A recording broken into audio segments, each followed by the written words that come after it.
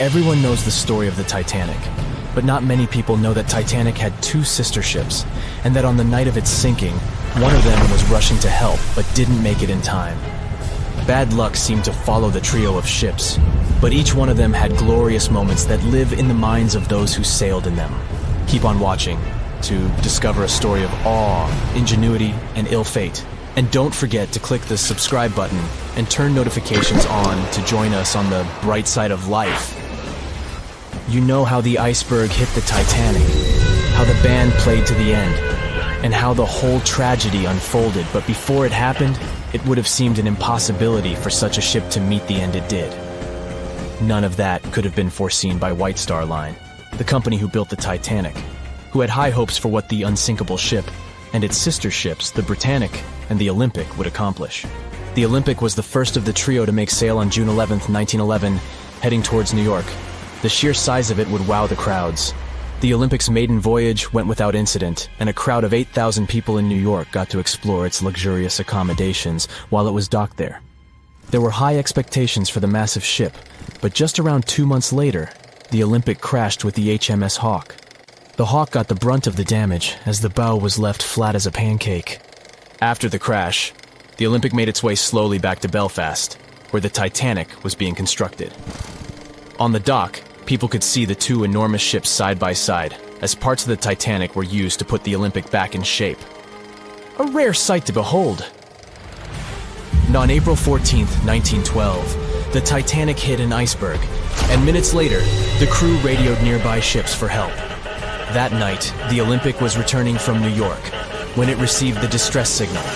The ship turned around and rushed at full speed towards the Titanic, but they were so far away that they would have arrived next night. At some point during the early hours of April 15, 1912, the crew of the Olympic decided they wouldn't make it in time and stopped course. The survivors of the Titanic were eventually rescued by the Carpathia.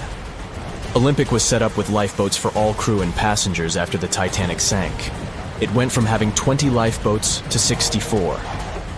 Changes were also made to the watertight bulkheads, and an extra hull to construct a type of double hull was installed. It was determined that a double hull would have kept the Titanic from sinking. For several years, Olympic was used in the war effort against Germany. Throughout the years, Olympic carried over 200,000 passengers, which included thousands of Americans fleeing from Europe and troops battling during World War I. One of the most significant moments for this ship was when it struck a German submarine and sank it. It was discovered that the submarine was preparing to fire a torpedo on the Olympic before Olympic rammed it. The Olympic ended up sailing the seas for 3 decades, which earned her the nickname of the Old Reliable, despite some previous accidents. It went on to help the survivors on the HMS Audacious when it was sinking, and do what it couldn't for its sister, Titanic. Eventually, bad luck caught up with the Olympic. The ship crashed with the Nantucket Lightship, and the crash signaled the beginning of the end.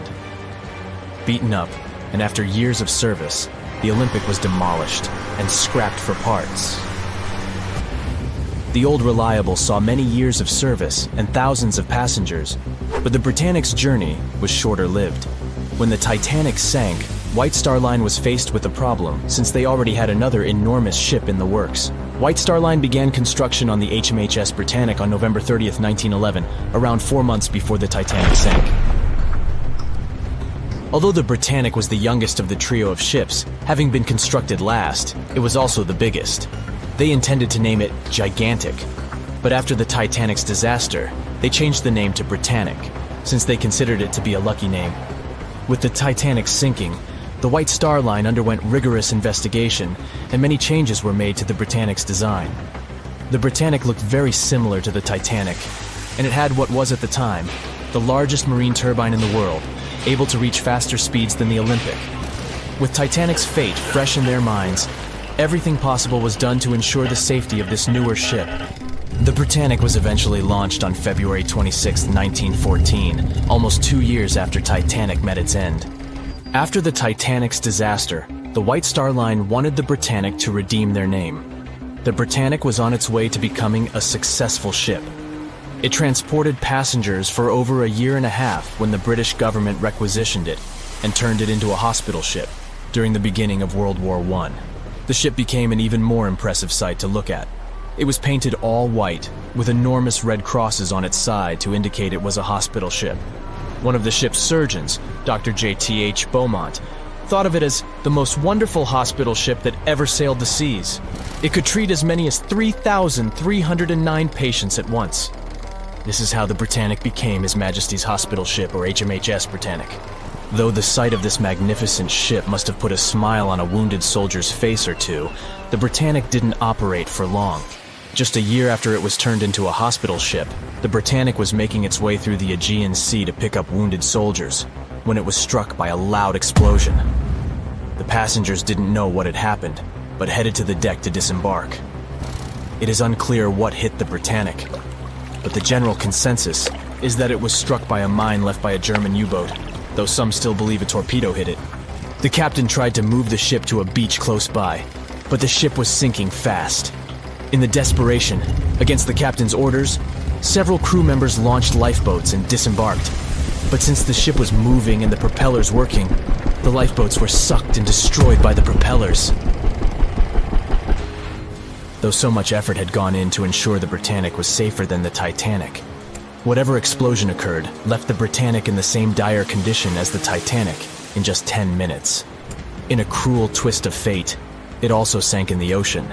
Unlike Titanic's enormous death toll, only 30 people perished in the sinking of the Britannic, and over 1,000 survived. So many people survived because the accident happened in the morning, when the temperature of the water was warmer and the Greek island Kea was close by to offer help. In the end, the Britannic only sailed the seas for over 2.5 years. The bad luck that followed the Titanic and the Britannic and the accidents and demise of the Olympic was remarkable. But what was most impressive is that there was a woman who sailed on all 3 ships and survived. Violet Jessup was a crew member and nurse aboard the ships. She was there when the Olympic collided with the HMS Hawk in 1911 and disembarked safely.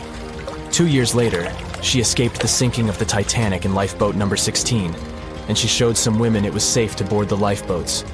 You'd imagine that would be enough to keep her from ever getting on a boat again, but not for her. A few years later, she served as a nurse in the Britannic while it was used as a hospital ship. When the explosion occurred, Violet jumped overboard, was pulled under by the water, and hit her head on the keel but survived. Can you imagine her experience? She must have had nerves of steel. All in all, the trio of ships saw journeys of triumph and tragedy. Ill fate might have followed them, but all the survivors were left with incredible stories to tell. So tell us, Brightsiders, would you have liked to have seen any of these ships in real life? Let us know in the comments section. Don't forget to give this video a like, share it with your friends, and click subscribe to stay on the bright side. "I'll never let go, Jack. I'll never let go," said Rose.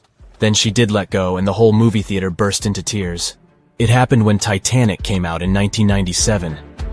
Alright, who am I kidding? It's really hard not to cry when you watch this scene for the 10th, 20th, and 50th time almost 30 years later. But did this great love story happen in real life? Or did James Cameron just invent it for some good drama? As much as I don't want to disappoint you, Jack and Rose never fell in love on board the real Titanic. There was a real Jay Dawson on the luxurious ocean liner, but he was a crew member, and his full name was Joseph. The real-life inspiration for Rose was the American artist Beatrice Wood. James Cameron came across her biography while he was working on the first draft of the script, and decided to bring her love for art and family background into the story. It doesn't mean that the movie is completely off when it comes to historical accuracy, though. The unsinkable ship that sank departed from Southampton, England to New York, and was 400 miles south of Newfoundland on April 14th when crew members noticed the iceberg. The contact with it lasted 37 seconds, precisely as long as the corresponding scene in the movie. Remember this guy, Thomas Andrews, who was wandering around with a small notebook and pencil? He was the real ship designer. Andrews was quite talented at what he did, and had worked on many successful projects before the Titanic. He would normally travel on the ships he designed during the maiden voyage to make sure everything was going smoothly. He boarded the Titanic as one of the first-class passengers, and was taking notes all the time.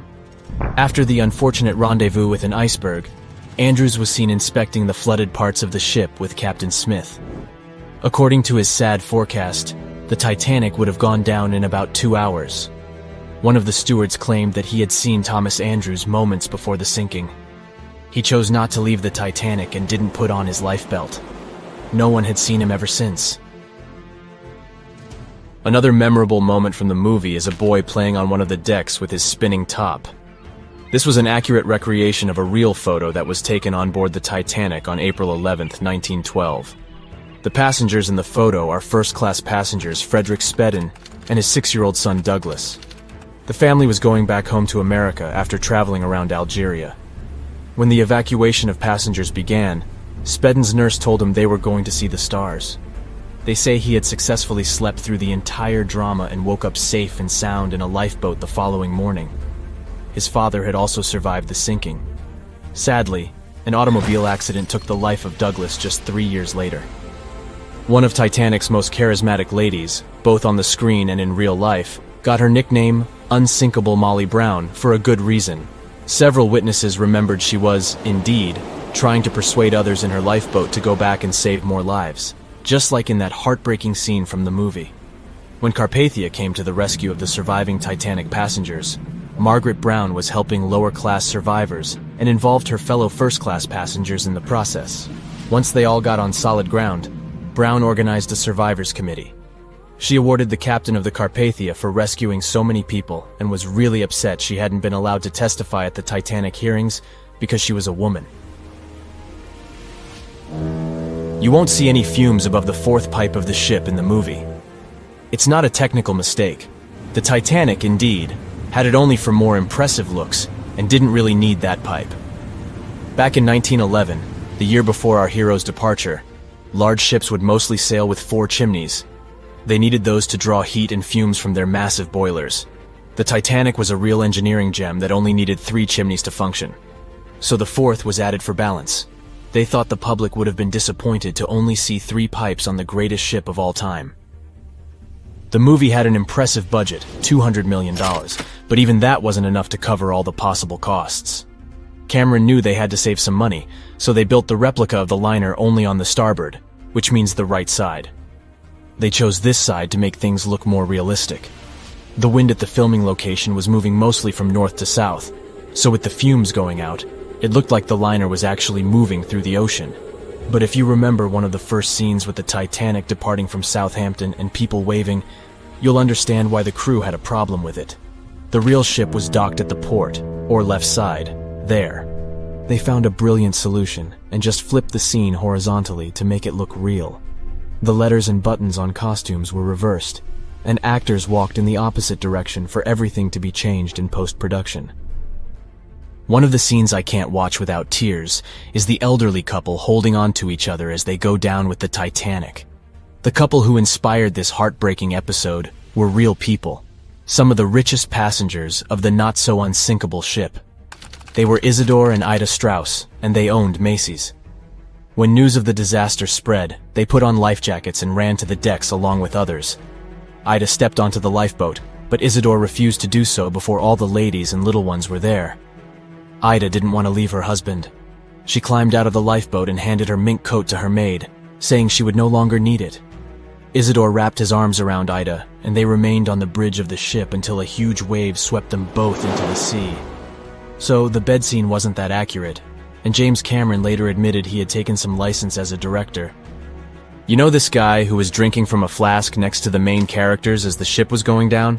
His name was Charles Jugan from England, and he was in charge of 10 bakers, 2 confectioners, and a Vienna baker aboard. He was expecting to earn a real lump sum, and would have been one of the best-paid crew members if everything had gone well. The night the iceberg hit, Johan was off duty, taking a rest in his bunk. He immediately woke up and sent his bakers to deliver bread to lifeboats. He then returned to his room for a drink. Once he came back on the deck, he helped others get in his assigned lifeboat. There was no more room for Charles inside, so he ended up on the outside of the rails of the ship. Finally, when the Titanic submerged, he just swam away, and as the sun rose again, he found one of the lifeboats and was rescued by Carpathia. The contents of the flask must have helped him survive. The well-dressed man who decided to stay on the Titanic forever was American businessman Benjamin Guggenheim. That last name probably sounds familiar, and yes, he was from that famous family. Guggenheim was traveling with his valet, his significant other, a singer from France called Leontine, her maid, and their chauffeur. They all boarded the Titanic in France during one of the short stops it made after leaving Southampton. When disaster struck, Benjamin was helping the ladies get in their lifeboat. He reportedly said they were only saying goodbye till the next day. He was sure the ship would be quickly repaired. After helping many women and youngsters get in the boats, Guggenheim chose not to fight over the remaining seats. He and his valet returned from the decks to their first-class suite and put on their finest suits to go down like gentlemen. They said it was the most technologically advanced ship. They said it was unsinkable. And when it sank, they made a movie about it. These were the main reasons why the Titanic disaster became world famous. But unfortunately, this is not the only large-scale shipwreck. And sadly, there have been cases much worse than the tragedy of the Titanic. One of them occurred on April 27, 1865. The Sultana steamboat carried passengers and cargo daily between St. Louis and New Orleans. It was a pretty large wooden boat with 3 decks and was 260 feet long and 70 feet wide, almost twice the size of a basketball court.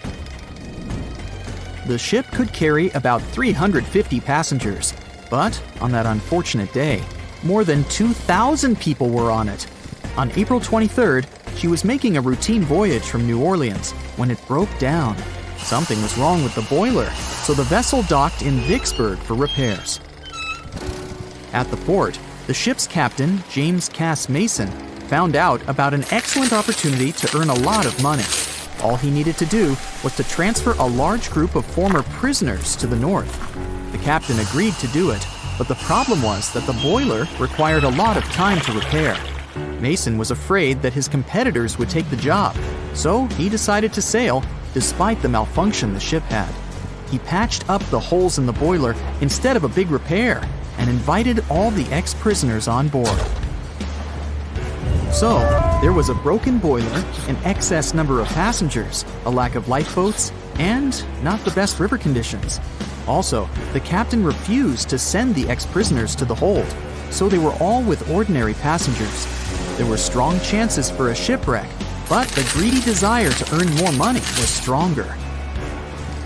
The Sultana went on a voyage and sailed up the river for 2 days. At this time, one of the biggest Mississippi floods in history began. The river overflowed its shores because of the flood, with the water level rising several feet. All the trees on the shore disappeared, and only the tops were sticking out of the water. The ship sailed opposite this powerful current, making the boiler work too hard. On the evening of April 26th, the Sultana arrived in Memphis, Tennessee, and they loaded even more, 120 tons of sugar and 200 passengers. She got incredibly heavy. Around midnight, the ship continued its dangerous journey. The captain sailed to barges to load a shipment of coal.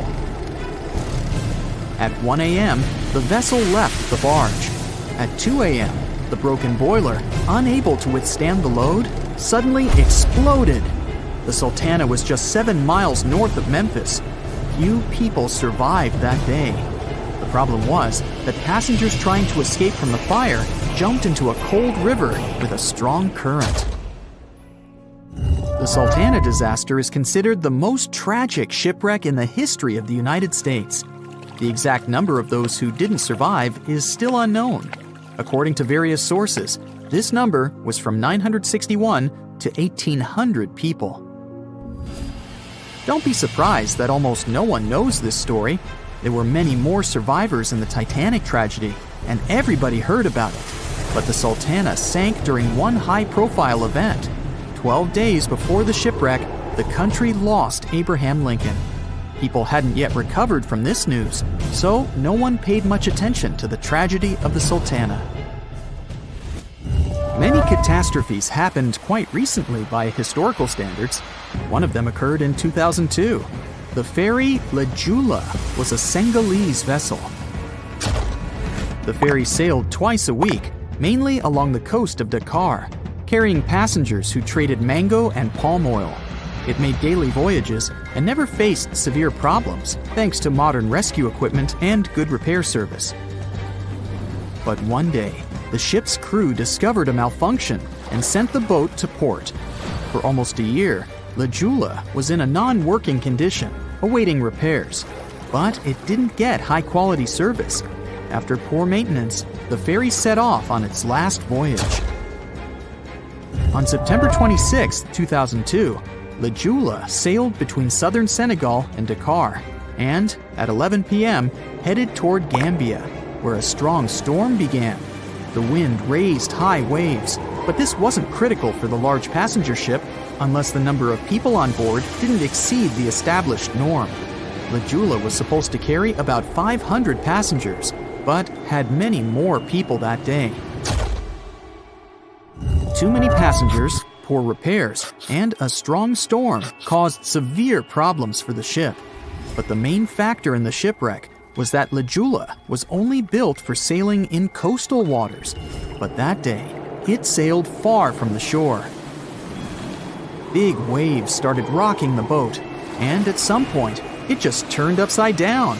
The ship's deck went underwater, and its lower part stuck above the surface like an iceberg. All the passengers sitting in cabins fell on the ceiling and lost their orientation in space. There were no holes or damage in the ship's hull, and water flooded the lower decks for a long time. The vessel stood in a twisted position for several hours. Then, the boat began to sink when the water seeped through the deck and hold. The ocean was warm, but no one came to save the passengers. People had to wait almost 4 days to be rescued. Unfortunately, only a few managed to survive. The Philippines is a very dangerous area for ships. This place consists of several thousand islands and a vast area with shallow water. Ships can run aground and damage the hull with reefs and pitfalls.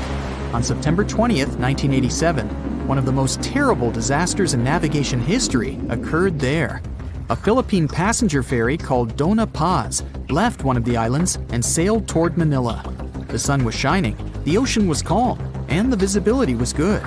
But for some reason, the crew members didn't notice how the tanker Vector was approaching them. The two ships collided at low speed. The collision wasn't strong, but the problem was that the Vector had tons of oil on board, and the Dona Paz crashed into the cargo hold where that oil was stored. So it spilled all over the ocean, and then a spark slipped through. Not only did the two ships catch fire, but also filled with water. Both ships sank in a matter of seconds. Only a few dozen people survived that disaster. On September 27, 1854, the passenger ship Arctic sailed from Liverpool to New York. The fog came rolling down, and visibility got really bad.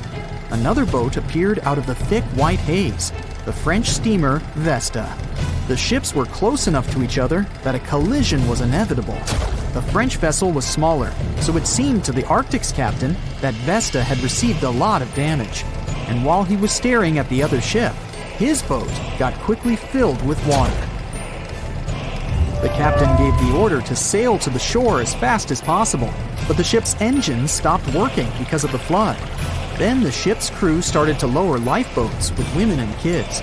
Still, when rescuers found lifeboats with people, it turned out that only 87 out of 400 people survived, 65 crew members and 22 passengers.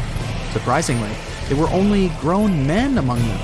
The ship's captain survived by clinging to the wreckage. All newspapers wrote about this story as one of the most terrible and shameful tragedies in navigation history. The survivors were criticized because they didn't save women and kids, and the crew members were accused of violating the law, since the safety of passengers should be higher than the safety of sailors. But despite this, none of them were brought to responsibility.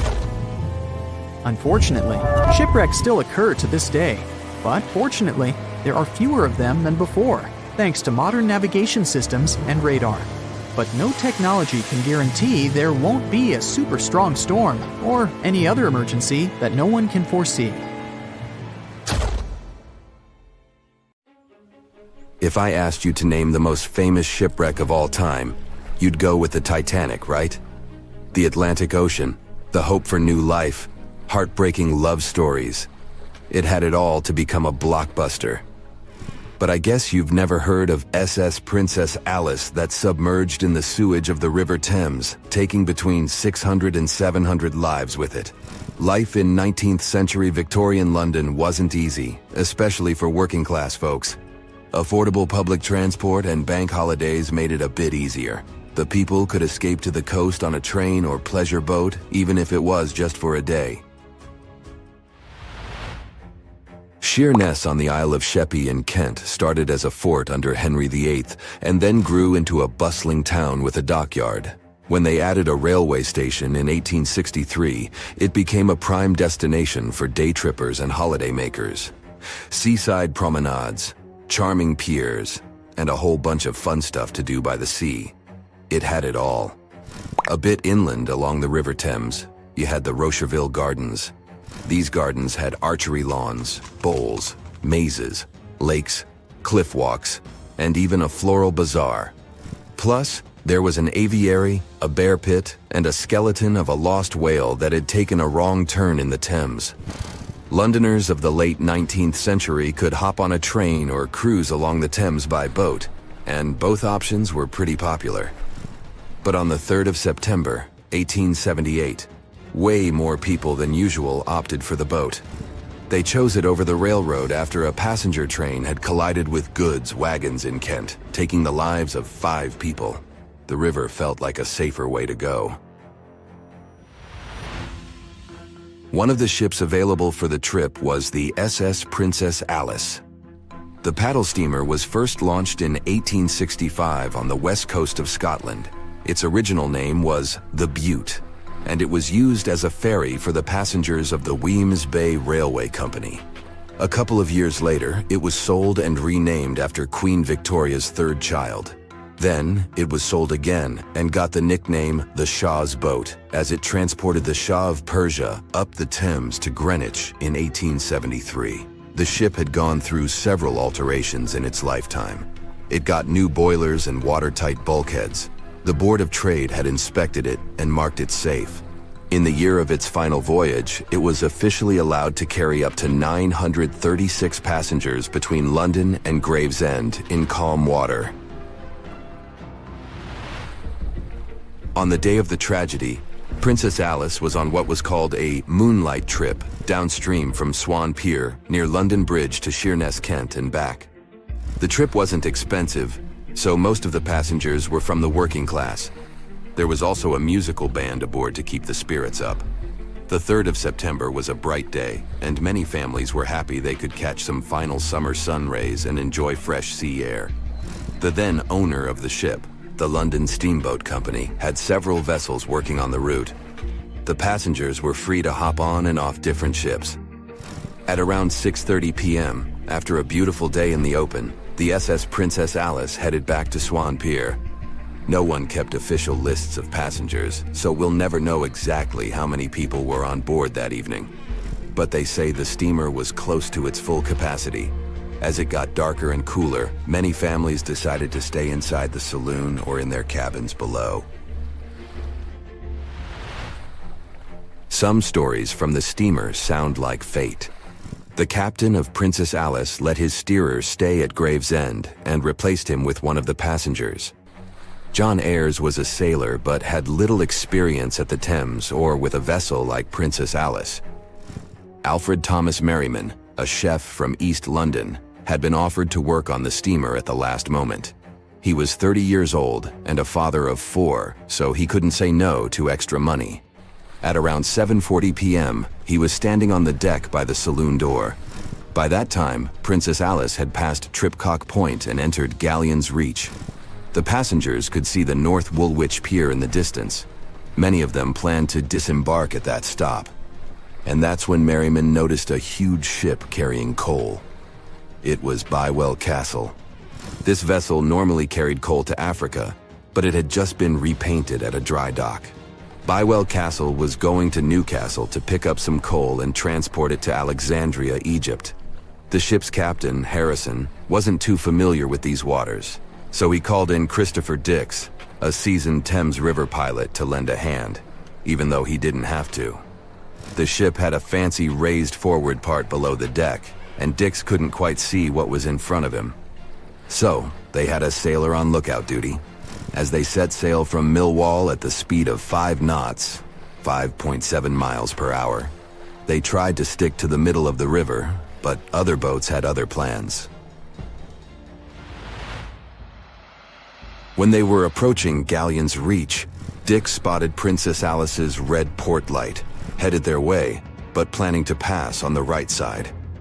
At the same time, Grinstead, the captain of Princess Alice, was going against the river's flow, trying to find the smooth waters on the south side. He adjusted his course, steering into Bywell Castle's path. Both crews realized they were headed for a collision. Dix tried to steer clear and even ordered reverse full speed on the engines, but it was too late. The Bywell Castle collided head-on with the Princess Alice, which was much smaller, weighing less than a third of the 890-ton coal-carrying collier. It sliced the passenger steamer in two. As Merriman remembered later, laughter on board immediately changed into screaming and panic. Some people rushed to the bridge for safety. Merriman hurried to the captain, asking what to do next. The captain's response was grim. "We are sinking fast. Do your best." The ends of the steamer went high into the air, and the middle just sank, taking passengers with it. Those unfortunate ones who were below deck were tragically trapped. The impact caused tons of untreated sewage to gush from outlets near the collision site. The water became a frothy mess of unprocessed waste with a horrible odor. It was potent enough to make even the most resilient sailors retch. Amid the chaos, passengers struggled for life in the contaminated water. They inhaled lungfuls of hazardous waste without knowing. The crew aboard the Bywell Castle sprang into action. They dropped ropes from their deck, urging Princess Alice's passengers to climb aboard. Anything that could float, from planks to barrels, was tossed into the water to serve as flotation devices for those in need. Other members of their team launched a lifeboat, saving 14 people. Nearby boats, moored along the riverbanks, joined the mission, plucking survivors from the water. Many of Princess Alice's passengers didn't know how to swim, and it was even trickier for ladies wearing long, heavy dresses. Merriman was among the lucky ones who could swim. He first held on to a piece of wreckage, and then, when others got to it, swam away and caught onto a rope hanging over the side of the Bywell Castle. They managed to save around 130 people this way. Another survivor was Robert Haynes, who played in the Princess Alice band. He was fond of ships and had noticed the Bywell Castle a couple of minutes before the collision. He chose not to follow the rest of the band, who went downstairs for a break, and that saved his life. Princess Alice's sister ship, Duke of Teck, arrived 10 minutes too late to assist with the rescue efforts. Only 2 people who had been below deck or in the saloon managed to survive the collision. We still don't know the total count of lives taken on that day, but it's somewhere between 650 and 700. And what makes this story even more tragic is that it has been mostly forgotten.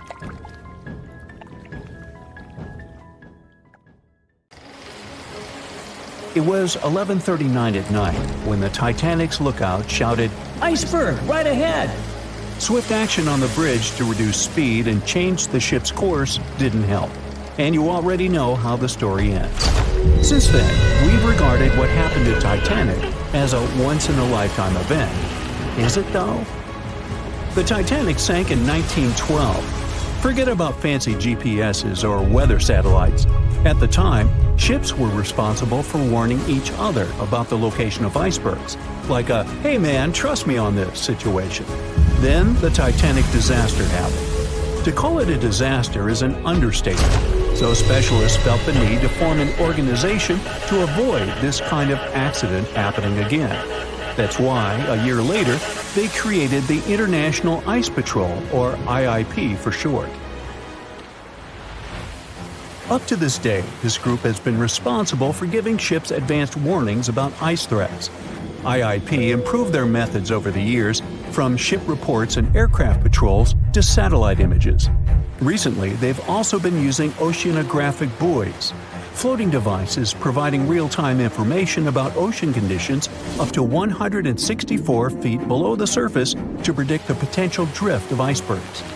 Luckily, IIP is doing an excellent job in reducing ship iceberg collisions. But don't get too comfortable, because even the most advanced detection equipment can't entirely avoid an unfortunate situation. Between 1980 and 2005, there were 57 incidents involving vessels and icebergs. And the chilling truth is that today's ships are more likely to run into an iceberg than the Titanic was. Studies have shown that 1,038 icebergs crossed the area where the Titanic sank back in 1912. You might think that's a lot, but scientists say it's not really a big deal.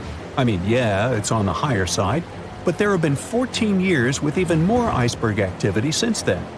Nowadays, the number of icebergs is going up due to the accelerated melting of Greenland's glaciers. And since more ships are heading into polar waters, the chances of ships bumping into icebergs are higher.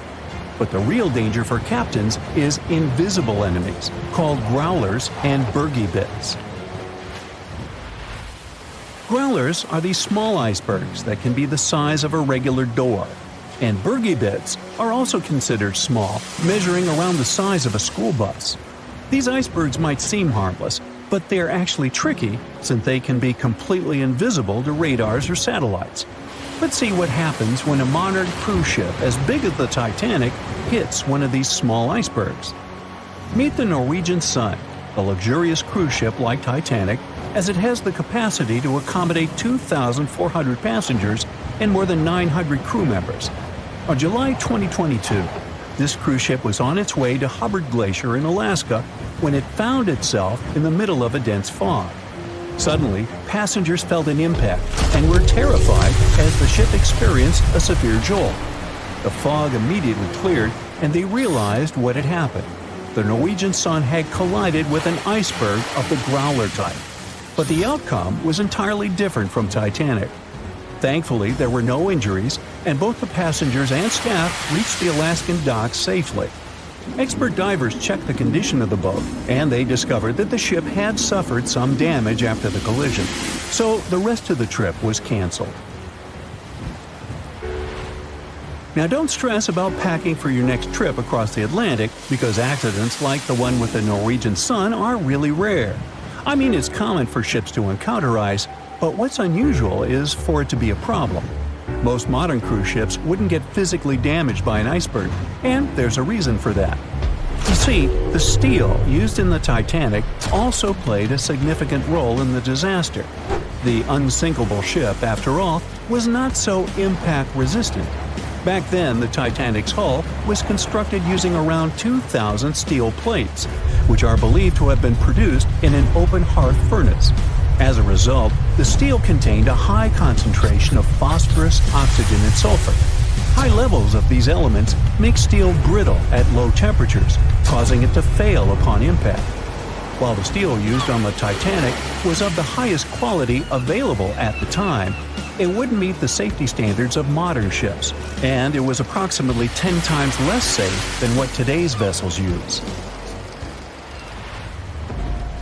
But the most significant difference between the design of the Titanic and a modern ship lies in how the hull is put together.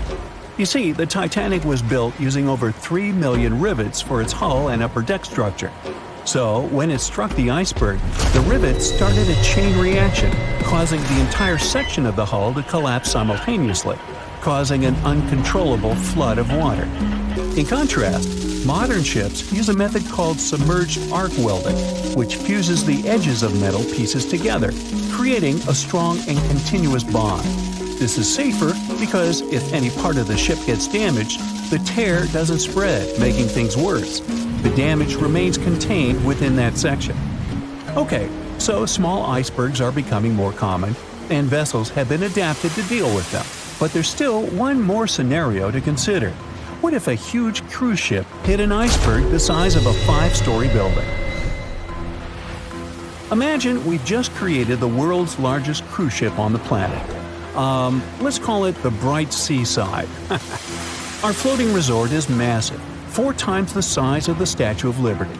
It's longer than the Titanic by 318 feet and carries about 3 times more passengers and crew.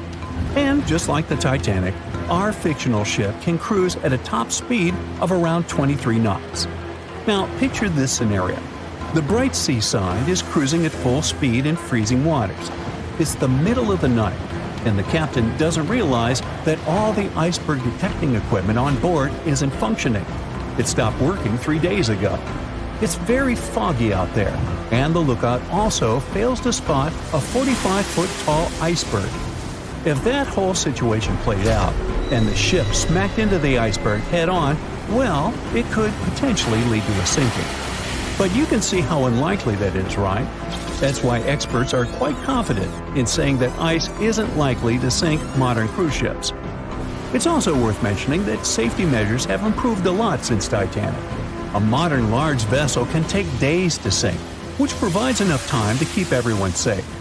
Crews are definitely better prepared to handle evacuation procedures, and passengers should also go through safety training before cruising. I know, it is annoying to do that when all you want to do is drink a lemonade or some other beverage by the pool. But, all these safety tips are what saved the MS Explorer from becoming a modern Titanic. You see, back in 2007, all 154 people on board this Antarctic cruise ship managed to get into lifeboats after the ship hit an iceberg. Now, imagine their panic as they waited for help for 4 hours. The crew did an excellent job in keeping everybody safe, no doubt. But a report that came out 2 years later said that the MS Explorer accident had happened because of the inexperience of the captain, who had pushed the ship too fast into a wall of ice in the freezing waters of Antarctica. That means that no matter how much tech a ship's got or how fancy its materials are, if you've got a careless captain and a crew that doesn't know how to handle an iceberg hit, yep, a disaster similar to Titanic could happen again. But hey, you shouldn't stress over it. Trust the professionals and keep in mind the odds.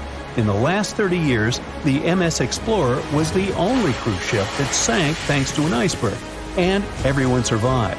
So kick back and enjoy your sea vacation. In the Titanic movie, you won't see any fumes above the 4th funnel of the legendary ocean liner, and it's not a mistake. Back in 1911, the year before the Dream ship's departure, large ships would mostly sail with 4 chimneys. They needed those to draw heat and fumes from their massive boilers. The Titanic was a real engineering gem that only needed 3 chimneys to function. So the 4th was added for balance and more impressive looks. The White Star Line thought the public would have been disappointed to see only 3 pipes on the greatest ship of all time. The Titanic's sister ships, the Olympic and the Britannic, also had 1 fake funnel each for the same reason. The dummy chimney wasn't completely useless and served for ventilation. It took out the fumes from the machine spaces in the lower decks and from one of the first-class general rooms. 1 big ventilation funnel, instead of several small ones, helped to declutter the upper decks and left more open space for passengers to enjoy their strolls. When Titanic went down, the funnels, each weighing 60 tons, went down with the rest of the ship. They were made extra tall to make sure the passengers weren't covered in the soot being ejected. Their height and weight let them stay in the upright position. The forward funnel, followed by the others, fell only when the ship went for the final dive. Those chimneys were much lighter than the bow, so they spread among other debris. The light material they were made of flattened once it hit the bottom, and the iron-eating bacteria living deep down took care of it later. The bow of Titanic remained intact when it hit the seabed, but the stern was completely mangled. When the famous ocean liner hit that iceberg, things got really messy. It took the future movie star a whole 2 hours and 40 minutes to submerge completely. The collision let water flood 6 out of 16 watertight compartments.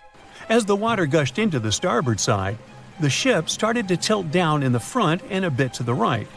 By midnight, the damaged compartments were spilling water into others, and it was chaos because these compartments were only watertight horizontally. Soon enough, water started flooding through the anchor chain holes, and by 2 a.m., the bow was sinking, and the stern's propellers were lifted out of the water. The ship kept flooding until the moment the bow went underwater, and the stern shot up almost 45 degrees.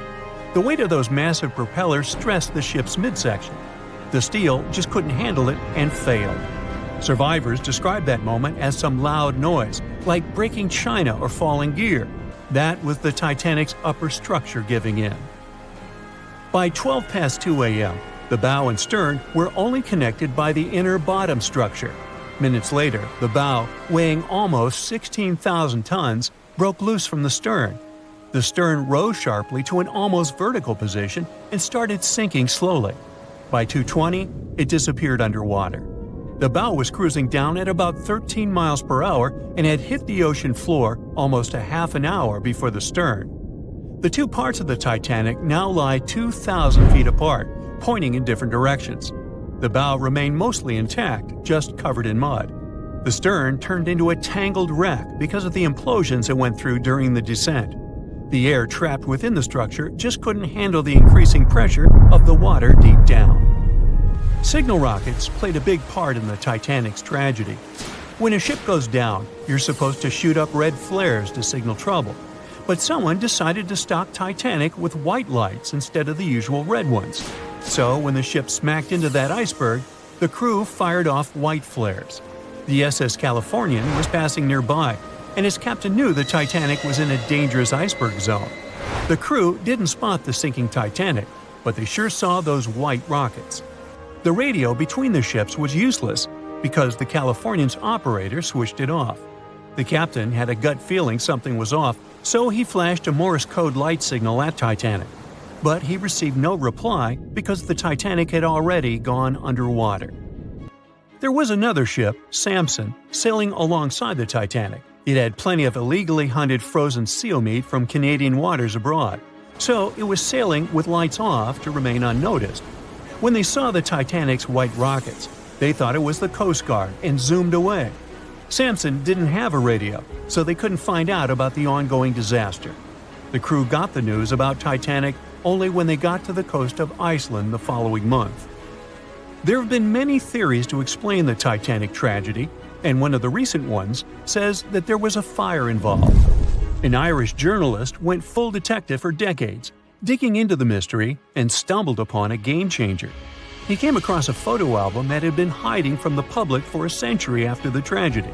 In the pictures, taken at the Harland and Wolff shipyard in Belfast, Northern Ireland, just over a week before the liner sailed, you can clearly see a massive 30-foot black spot on the ship's hull. Maloney researched the photos and eyewitness testimony from the time and claimed that a fire spontaneously broke out inside of one of Titanic's enormous coal bunkers. It was raging for a whole 3 weeks and messed with the metal, critically weakening a crucial segment of the ship's hull. Back then, most ships had just one hull, so it was the only skin the Titanic had. That's why the iceberg managed to punch a hole through the ship so easily. If it hadn't been for the fire, the Titanic might have shrugged off that iceberg collision. The company operating the liner knew about the fire, but they decided to conceal that fact. They didn't want any negative stories in the press as they faced some serious competition in transatlantic voyages. The Titanic was sold out, so they stocked up on coal and made it sail. The moon might have also played a role in the sinking. Our satellite heavily affects tides on the Earth. The closer it is to our planet, the stronger the tides are because of the increasing gravity of the moon. Back in 1912, the moon was so close it made several glaciers in Greenland break apart. Massive chunks of ice that broke off from the glaciers started floating south. The supermoon event came just 6 minutes after a spring tide. During new and full moons, the alignment of the moon, the Earth, and the Sun makes their combined gravity reach its peak. And the day before, our planet had come the closest to the Sun that year, which made the gravity even stronger. This mixture of events created perfect conditions for one of the most powerful tides in history. It created the perfect conditions for the icebergs breaking off from Greenland's glaciers to move freely. Opponents of this theory say that the difference in tidal force wasn't actually that big, and it couldn't have been the main cause of the sinking. The iceberg tore down the side of the ship, leaving a huge opening in the hull.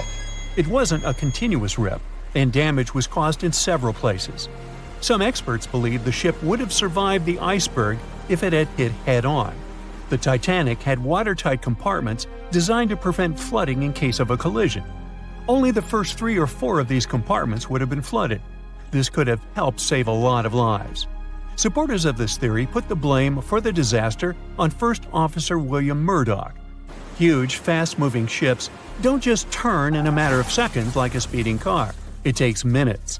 When Murdoch realized the collision was inevitable, he tried dodging left to avoid a direct hit. But despite his efforts, the ship still collided with the iceberg. You know the rest.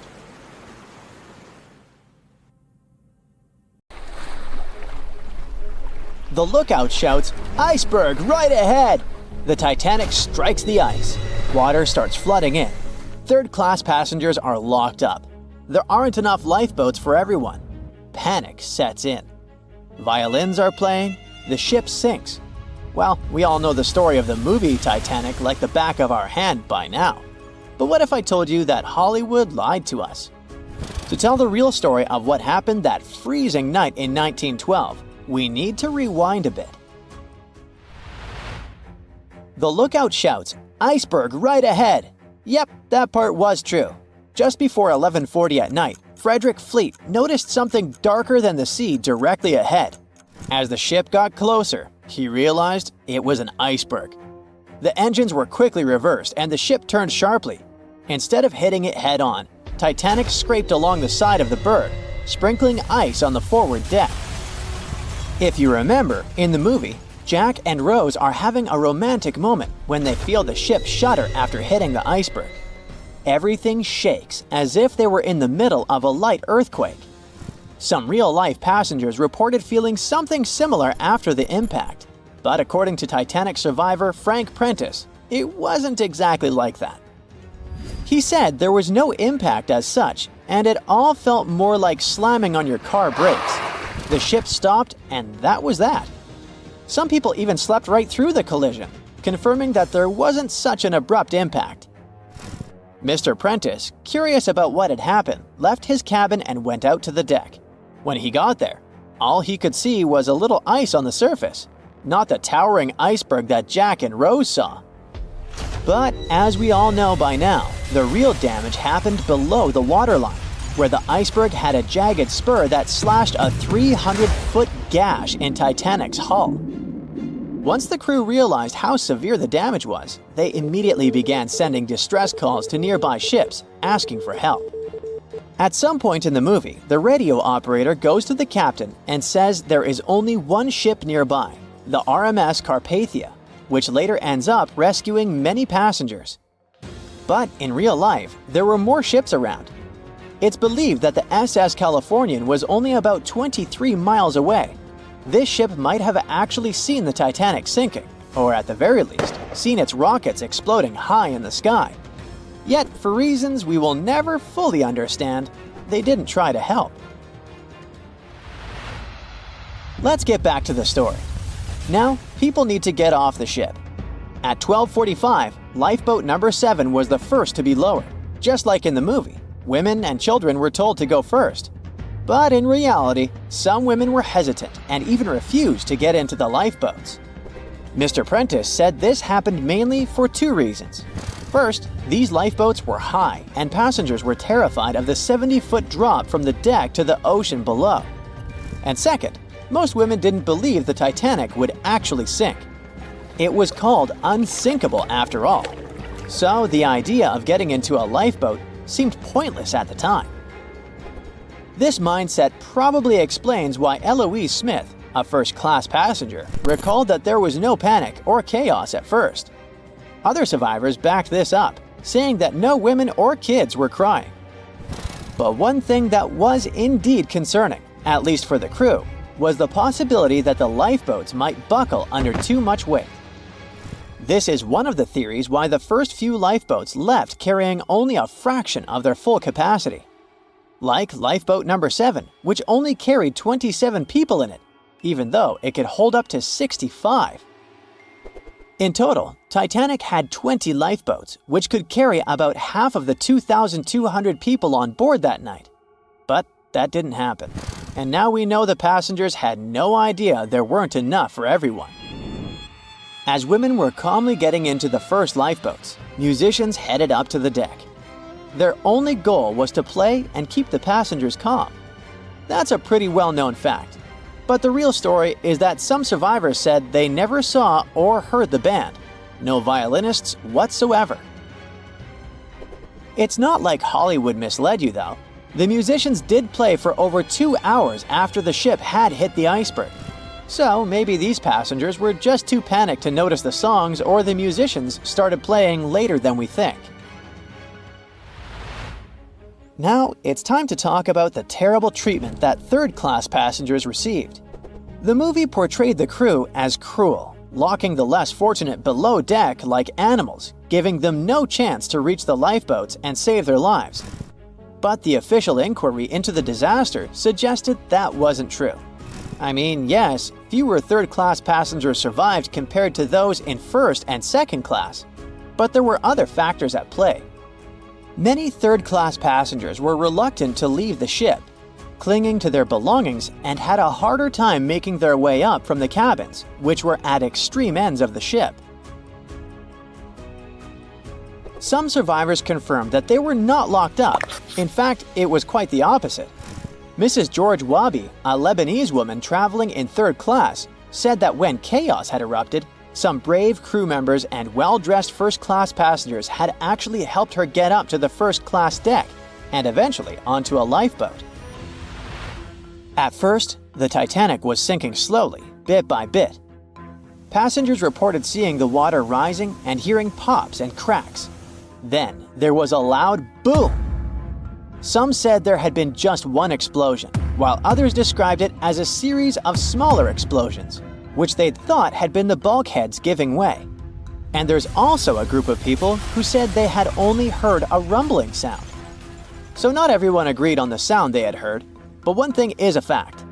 By 2:18 in the morning, the lights on Titanic went out, and the ship plunged into complete darkness. As the bow continued sinking, the stern rose out of the water, putting immense pressure on the middle of the ship. This caused the Titanic to break in two.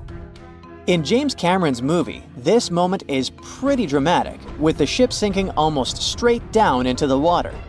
But in reality, the break probably happened at a much lower angle, likely just below the waterline.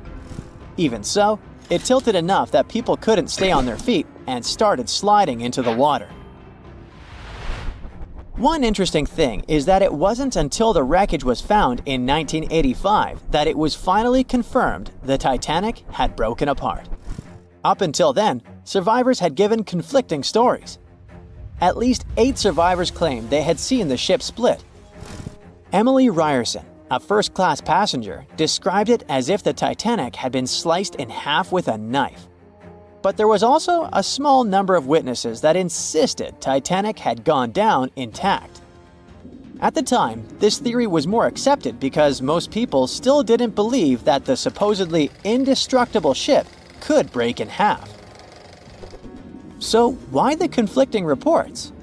Okay, so what you don't see in the movies, for obvious reasons, is how incredibly dark it was when the tragedy happened. It was like being in a room with no light, where you can only make out shapes and shadows. That's what it was like on the lifeboats. This means passengers couldn't really see what was happening, and most of those who were close to the ship either lost their lives or were too focused on trying to survive to pay attention to the details of the wreck. Although James Cameron's film didn't fully capture how terrifyingly dark the disaster truly was, the 2012 TV series Titanic did a better job of showing the pitch-black horror of that night. Even then, the reality was much darker and more terrifying than either of these two productions could portray. They were on their way to the New World when a rendezvous with an iceberg crushed all of their dreams and hopes. There was panic and tears and heartbreaking goodbyes, like that of Jack and Rose. Or was there? Let's see how well you know the real story of Titanic. The love story of Jack Dawson and Rose DeWitt Bukater was inspired by true events. What do you say? Is it a myth or a fact?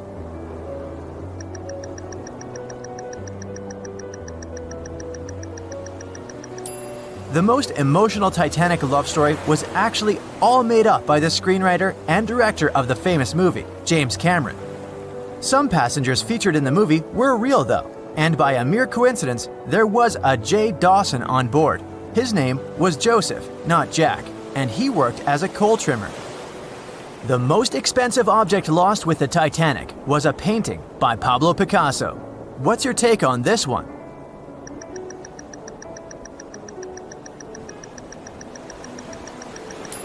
It's a myth, another one given to us by the famous movie. The most valuable item that went down with the Titanic was probably a Mary Joseph Blondell painting, created in 1814. Some other valuable items were a violin that belonged to Wallace Hartley, the musician who insisted that they had to play till the very last moment. There was also a 1912 Renault Type CB Coupe de Ville that would now cost millions of dollars, a handwritten manuscript by Joseph Conrad, first edition essays by Francis Bacon, 5 Steinway grand pianos, and, of course, some fine china plates and cups, and first-class passengers' jewelry. The Titanic was the largest and the most luxurious passenger ship of its time. Does it sound real to you?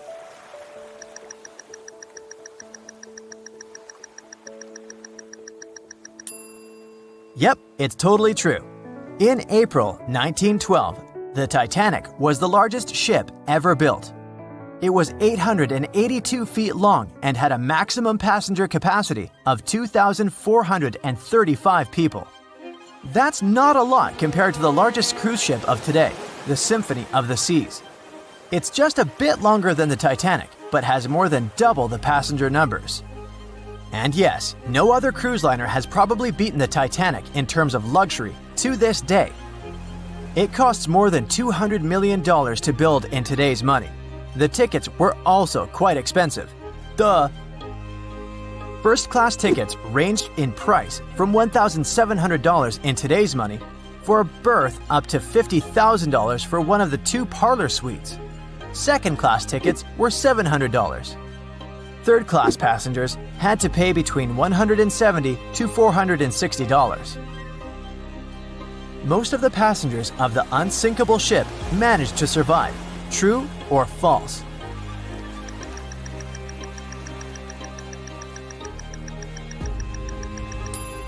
Sadly, it's false. Only 37% of all the passengers actually survived the meeting with the Titanic. Around 61% of the first-class passengers, 42% of the second-class passengers, and 24% of the third-class passengers made it out alive.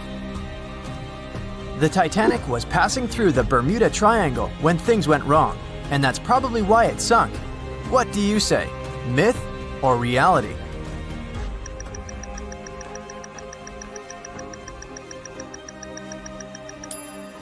It's 100% a myth. The Titanic never even came close to the Bermuda Triangle. The liner sank about 400 miles south of Newfoundland, which is a huge distance to the north of Bermuda, the infamous area where ships and planes disappear without a trace. We might have the moon to blame for the sinking of the Titanic. True or false?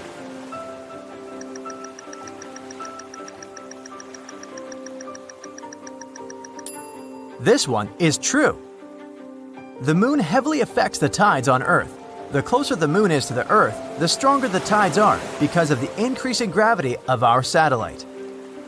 Back in 1912, the moon was so close it made several glaciers in Greenland break apart. Massive chunks of ice that broke off from the glaciers started floating south. The supermoon event came just 6 minutes after a spring tide, the alignment of the moon, the sun, and the Earth that makes their combined gravity reach its peak twice a month. And the day before, our planet had come the closest to the sun that year, which made the gravity even stronger. This mixture of events created perfect conditions for one of the most powerful tides in history. Icebergs breaking off from Greenland's glaciers drift off to the coastal waters of Labrador and Newfoundland, where they often run aground. To move on, they need to either melt and become lighter, or catch a high tide that would carry them further. The 1912's tide was as high as it gets. So they shifted many shipping routes south because of the huge amount of icebergs. but not the Titanic, of course, as they believed it was unsinkable. It took 4 hours and 40 minutes for the Titanic to sink. What do you say?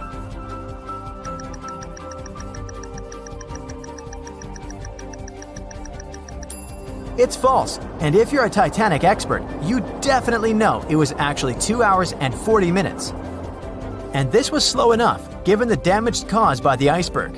It didn't sink faster, thanks to the ship's construction. There were 16 watertight compartments in the lower part of the ship.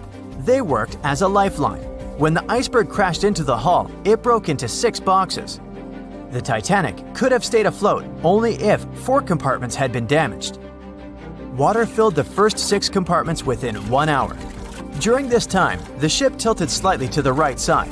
Then, water began to flood the 7th box when all 6 boxes were filled. And from that moment, the sinking rate was growing with every second.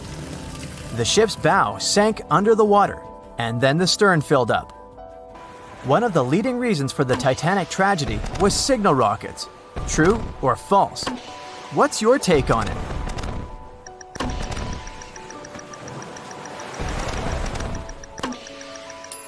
This one is true. When any ship sinks, the crew members must release red flares. It's a signal to all nearby ships that someone is in trouble. But for an unknown reason, someone put white lights in the Titanic's rocket box. When the ship crashed into an iceberg, the crew members released white flares. Another ship, SS Californian, was nearby at the time. Its captain knew the Titanic was going through a dangerous iceberg area. The crew of this ship didn't see the Titanic in the dark, but they noticed white rockets. Radio communication between the vessels didn't work. The SS Californian operator turned off the receiver. The Californian captain felt that something was wrong, so he sent a Morse lamp signal to the Titanic. But it was too late. The ship was already underwater, so no one could respond. Another ship, Samson, was sailing alongside the Titanic. It drifted with lights off since it was catching seals, and that's not legal. When the captain saw the Titanic's white rockets, he thought it was the Coast Guard. So Samson sailed away as fast as they could. They realized they had abandoned the drowning passengers once they made it to Iceland and learned the horrible news. In 1996, one expedition managed to raise the Titanic from the ocean floor. Do you believe it?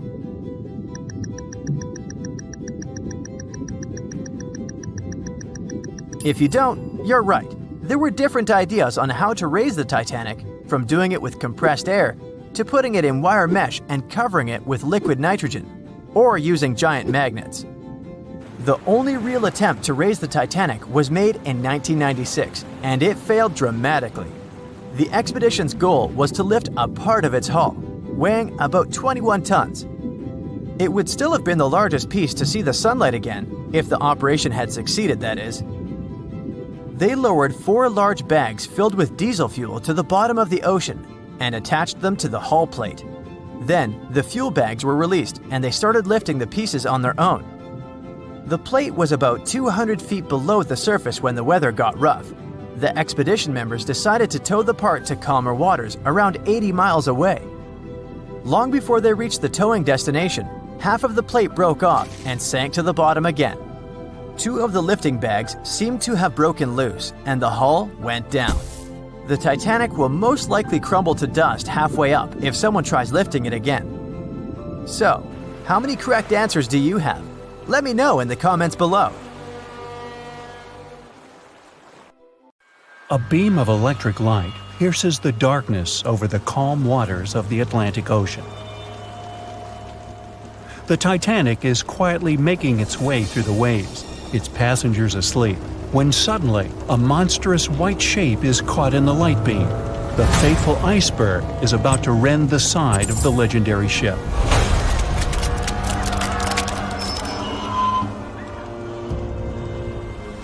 April 14, 1912, only 2 days before someone will take a photo of a giant iceberg with a pretty unusual elliptical shape. It turns out that this iceberg most likely formed out of snow that fell 100,000 years ago. Researchers used computer modeling to figure out its origin. They used data from 1912 and added some new information about winds and ocean currents. They concluded that the iceberg was probably a part of a small cluster of glaciers in southwest Greenland. These days, it's possible to calculate the routes of such icebergs in any given year in the past. So the infamous chunk of ice was on its way from Greenland to an area further south from Cornwall. If the ship had passed through that region only 2 days later, the iceberg would have moved far away from the point where they met. At first, the weight of the most well-known iceberg in the world was 75 million tons. With time, it started to slowly melt away. And when it sank the Titanic, its weight was only 1.5 million tons. By the time of the collision, it had probably been melting for months, but it was still a true monster. When the Titanic sank, the iceberg was 400 feet long, and more than 100 feet of its surface was above the water.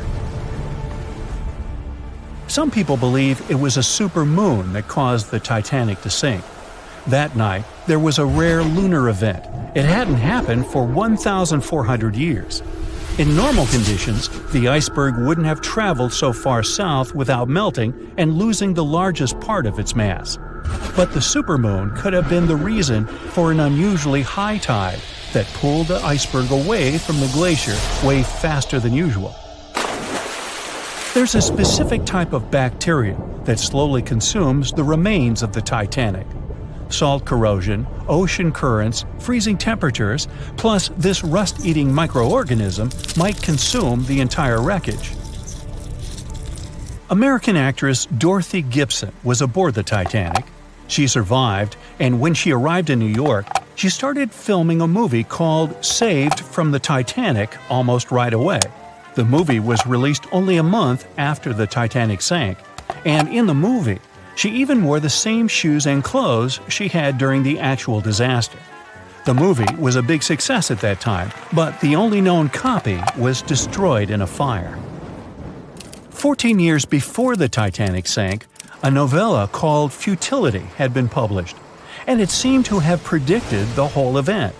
The plot centered around a fictional ship called the Titan that sank during its voyage. The Titan was almost the same size as Titanic, and they both went to the bottom in April. The reason was hitting an iceberg, too. Both the real and fictional ships were described as unsinkable, and both of them had the legally required number of lifeboats, which, as it turned out later, were nowhere near enough. We've seen it in the movie, but there were some real-life love stories happening on the Titanic, too. 13 couples even took a trip on the Titanic as part of their honeymoon. One of the couples owned Macy's department store in New York. Once it became clear the Titanic was rapidly sinking, the woman refused to go into a lifeboat without her husband. But he didn't want to join her while there were still women and children who he thought had to go first. Then his wife gave her coat to her maid. She insisted that the maid should get into the lifeboat, and she wanted her to be warm. As for the woman herself, she decided to stay with her husband till the end. Some people believe Titanic sank because of a mummy, not an iceberg. It all started around 1000 BCE with a mysterious woman who lived in Egypt, in the city of Thebes. People knew little about her, but they called her a priestess. Her mummy was put in a wooden sarcophagus and covered with a large lid with the image of her face and some mystical inscriptions. This place had been hidden until the first half of the 19th century, when a group of locals accidentally came across it. They disturbed her peace. No one knows how, but the mummy disappeared that day without a trace. A couple of decades later, a group of rich friends from England traveled to Egypt and found the empty mummy casket with the image of the priestess, whose dark eyes seemed to be looking into the void.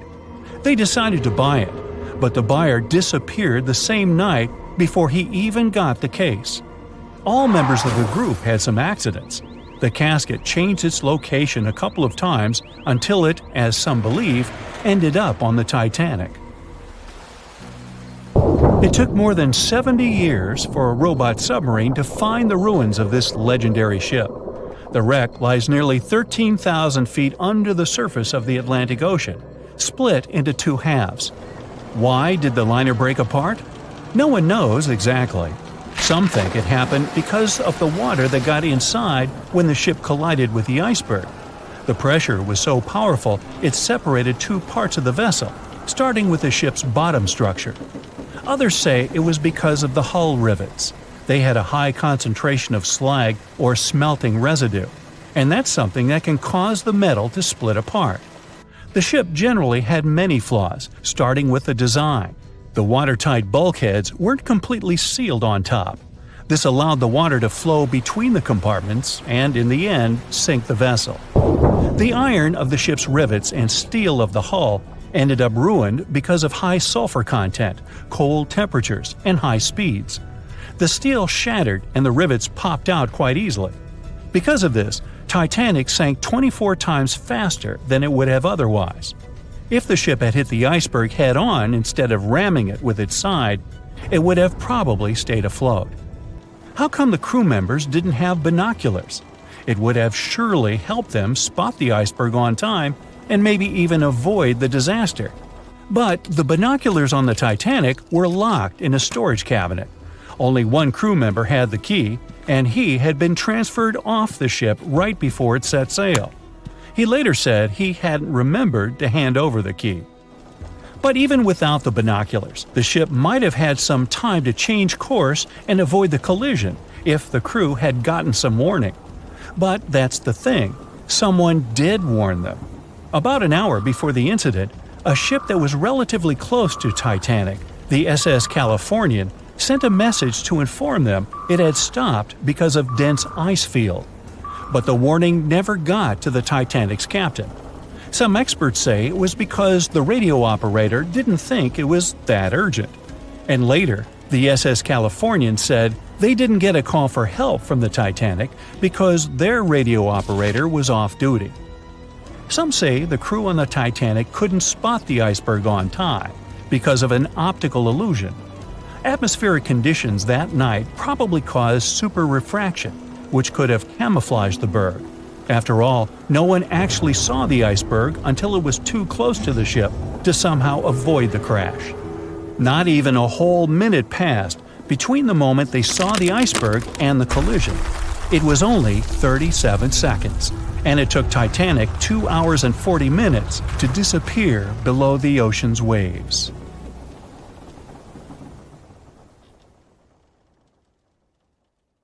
The unsinkable Titanic didn't go down peacefully, which made finding its final resting place all the more difficult. The world-famous RMS Titanic sank in 1912, but was only discovered in 1985 on a secret mission. Although people back in the early 1900s had the approximate location of where the Titanic was, they didn't have the right technology to find it. As it went under, the ship sent several CQD signals, standing for Come Quickly, Distress, to a nearby ship named Carpathia. Come at once, we have struck a berg. It's a CQD, old man, were some of the final words transmitted from the Marconi wireless on the ship. These Morse code messages were also what made the first research missions to the wreck possible. RMS Carpathia found the lifeboats filled with Titanic survivors, but the world also desperately wanted to see what became of the famous liner. Fast forward to 1953. That's when the first serious attempt to find the Titanic wreck happened. A man named Risdon Beasley tried using a loud eruptive device to locate the ship. It sounds weird, but there's science to back it up. When dynamite goes off, the waves from the detonation hit the bottom of the ocean floor. With the help of sonars, scientists would be able to locate if there was anything solid at the bottom of the ocean. But Beasley had no luck. Another 20 years would pass before oceanographer Robert Ballard would make his attempt to locate the Titanic.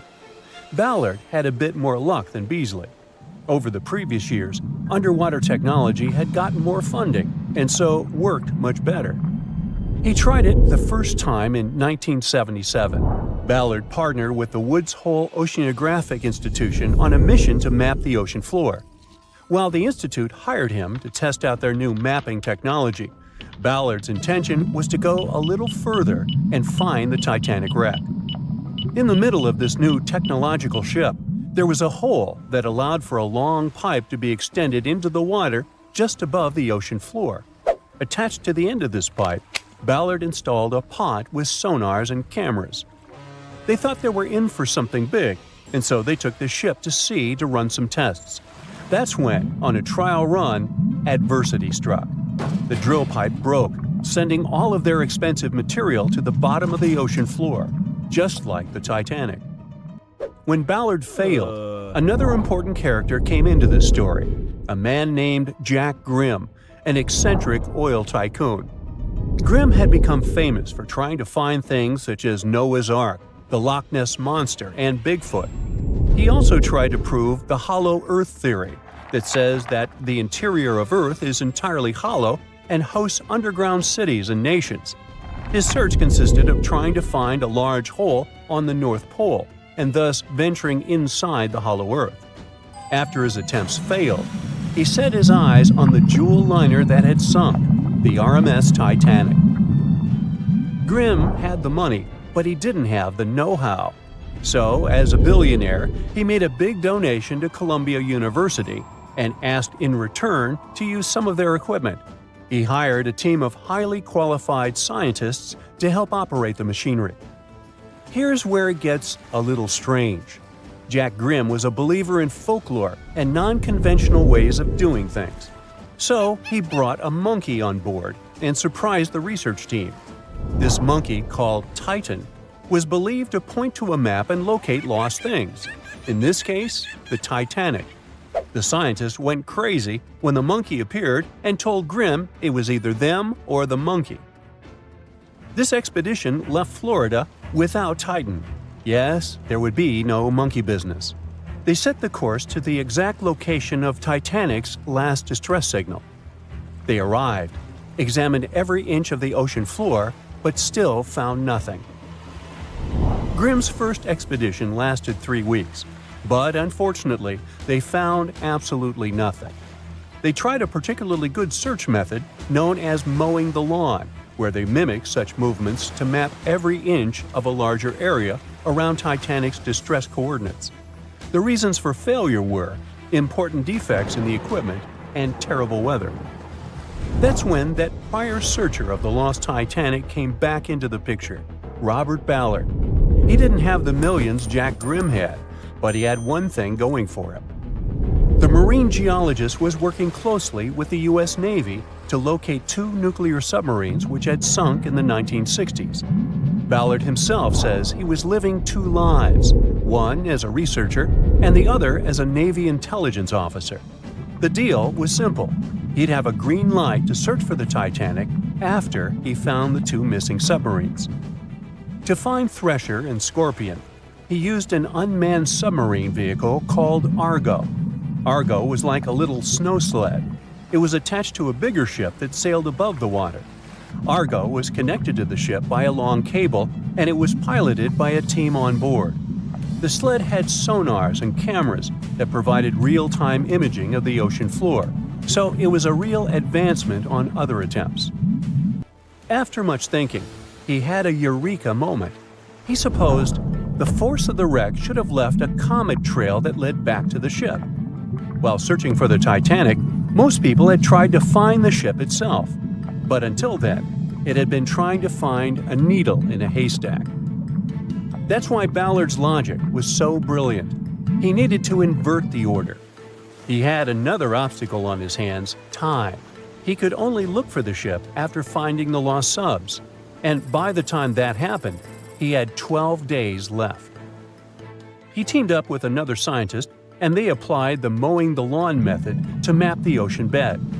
Another important piece of information that most researchers left out was that there was a sea current moving south on the day of the disaster. This meant that the debris field should be south of the distress signal coordinates. To save time and resources, he would do a quick reconnaissance of the ocean floor, spacing lines more than 3 miles apart to look for debris fields. He also relied more on the camera visuals than on the sonar signals. His team took turns piloting Argo and watching the video. Days rolled by, with nothing but the empty ocean floor showing up. Until the rocks they were used to seeing started to look like man-made debris. Suddenly, there it was, the Titanic's boiler. Ballard was right. The debris field would take them back to the ship. After 73 years of searching, they had finally found the Titanic wreck. April 14, 1912. The dark night was filled with horrible sounds of a giant metal vessel breaking into two. The largest ship of that time collided with an iceberg that was on its way. The Titanic, one of the biggest stories of the 20th century that people still talk about. The starboard side of the giant vessel brushed up against the iceberg. It was 11:40 p.m. when things started going wrong. This iceberg caused enough damage for at least 5 watertight compartments in the hull to start filling with water. The crew immediately began a brief investigation to see if they could do anything and fix things. They had no one to rely on, all alone in the darkness of the cold night, far away from the land. The North Atlantic Ocean, around 400 miles south of Newfoundland, Canada. They needed time to figure out how to bring people to safety. They had some time, true, but not enough. If you watched the movie, you know the ship didn't plunge immediately after the icy doom had happened. The whole process lasted a good 2 hours and 40 minutes. But the situation was hard. There were 2,200 people to take care of, including crew and passengers, and things happening on the ship were chaotic. The chief designer, Thomas Andrews, soon realized they wouldn't be able to stay afloat. By midnight, the entire crew had begun preparing the lifeboats for launch. They had 20 boats with space for only 1,178 people, which was just a bit more than 50% of the people on board. The order was to get women and children to safety first. Crewmen were there to row and guide the boats. The scene over the next 2 hours gradually started escalating. The crew members had a task to wake up passengers and warn them something bad was happening. They wanted to place them into a fleet of lifeboats as soon as possible. At 12:15 a.m., some crew members sent out a distress signal. A steamship called Frankfurt was among the first ones that received the message and responded, but they were about 170 nautical miles away. Some other ships also got the message and offered their assistance, but sadly, they were too far away as well. At 12:20 a.m., the Cunard liner Carpathia got a distress signal from the Titanic and changed its course right away. They were 58 miles away at the time, and it would take them more than 3 hours to get there. 20 minutes later, the crew was lowering the first lifeboat. It was carrying only 27 passengers, although it had room for 65. Many of the lifeboats that were launched first were well below capacity. Crew members were worried, thinking the Davids wouldn't be able to hold a fully loaded lifeboat. And in the beginning, many passengers were just too afraid to leave the ship. They still thought Titanic was unsinkable and couldn't imagine the scenario that was going to happen 1 to 2 hours later. The crew was firing the first of 8 distress rockets. Unsuccessful. No one was close enough to help. By 1:20 a.m., they lowered 10 lifeboats. Number 8 had only 28 people in it. One of the passengers on the number 10 was 9-week-old Melvina Dean. She would later become the last survivor who lived until 2009 and turned 97. It was 2 a.m. already. 3 of the collapsible boats were the only lifeboats that remained on the ship. The bow of the vessel had sunk low and had tipped far under the surface. People around it could now clearly see stern propellers above the water. Crew members were lowering collapsible lifeboat D from the roof of the officers' quarters with over 20 passengers in it. As the ship's bow went under, the water was washing collapsible A from the deck. Those 20 people were struggling because their boat was partly filled with water. As crew members were trying to release Collapsible B, it fell. Before they righted it, the water swept it off the ship. 30 passengers still managed to find safety on the overturned lifeboat. At 2:17 a.m., the ship's wireless operator decided to transmit one last distress call. A minute later, the light on the ship finally went out. Titanic and all left on board plunged into darkness. The bow continued to sink, and the stern was rising higher above the surface, which placed great strain on the midsection. Horrible sounds were filling the night. Titanic, this massive, legendary ship so many people placed their hopes in and were excited about, broke into two between the third and fourth funnels. Reports would speculate it took about 6 minutes for the bow section to reach the ocean bottom. The stern settled back in the water before it rose again into a vertical position. It remained in this situation until it finally disappeared into the ocean. At 2:20 a.m., the stern apparently retained air inside, and water pressure crushed it as it went down. The stern landed about 2,000 feet away from the bow. People consider the Titanic the fastest ship in the world. They thought it was unsinkable because 4 of its compartments could be flooded, and that still wouldn't cause a critical loss of buoyancy. Its life was problematic since its beginning. While the ship was leaving port, it moved within a couple of feet of the steamer New York. It managed to safely pass by, which was a huge relief for all those worried passengers massed on the ship's decks. Titanic sailed off on the 10th of April. Its first journey was across the highly competitive Atlantic route. On the launch day, the Titanic became the biggest movable object in the history of humankind. 882 feet long, 92 feet wide. Not that big if you compare it with today's ships. The biggest cruise ship in the world today is Royal Caribbean's Symphony of the Seas, which is roughly 5 times the size of Titanic. If you put that ship in a vertical position, it would be nearly as tall as the Empire State Building, which is 1,250 feet without antennas. But Titanic was a huge attraction back in its time.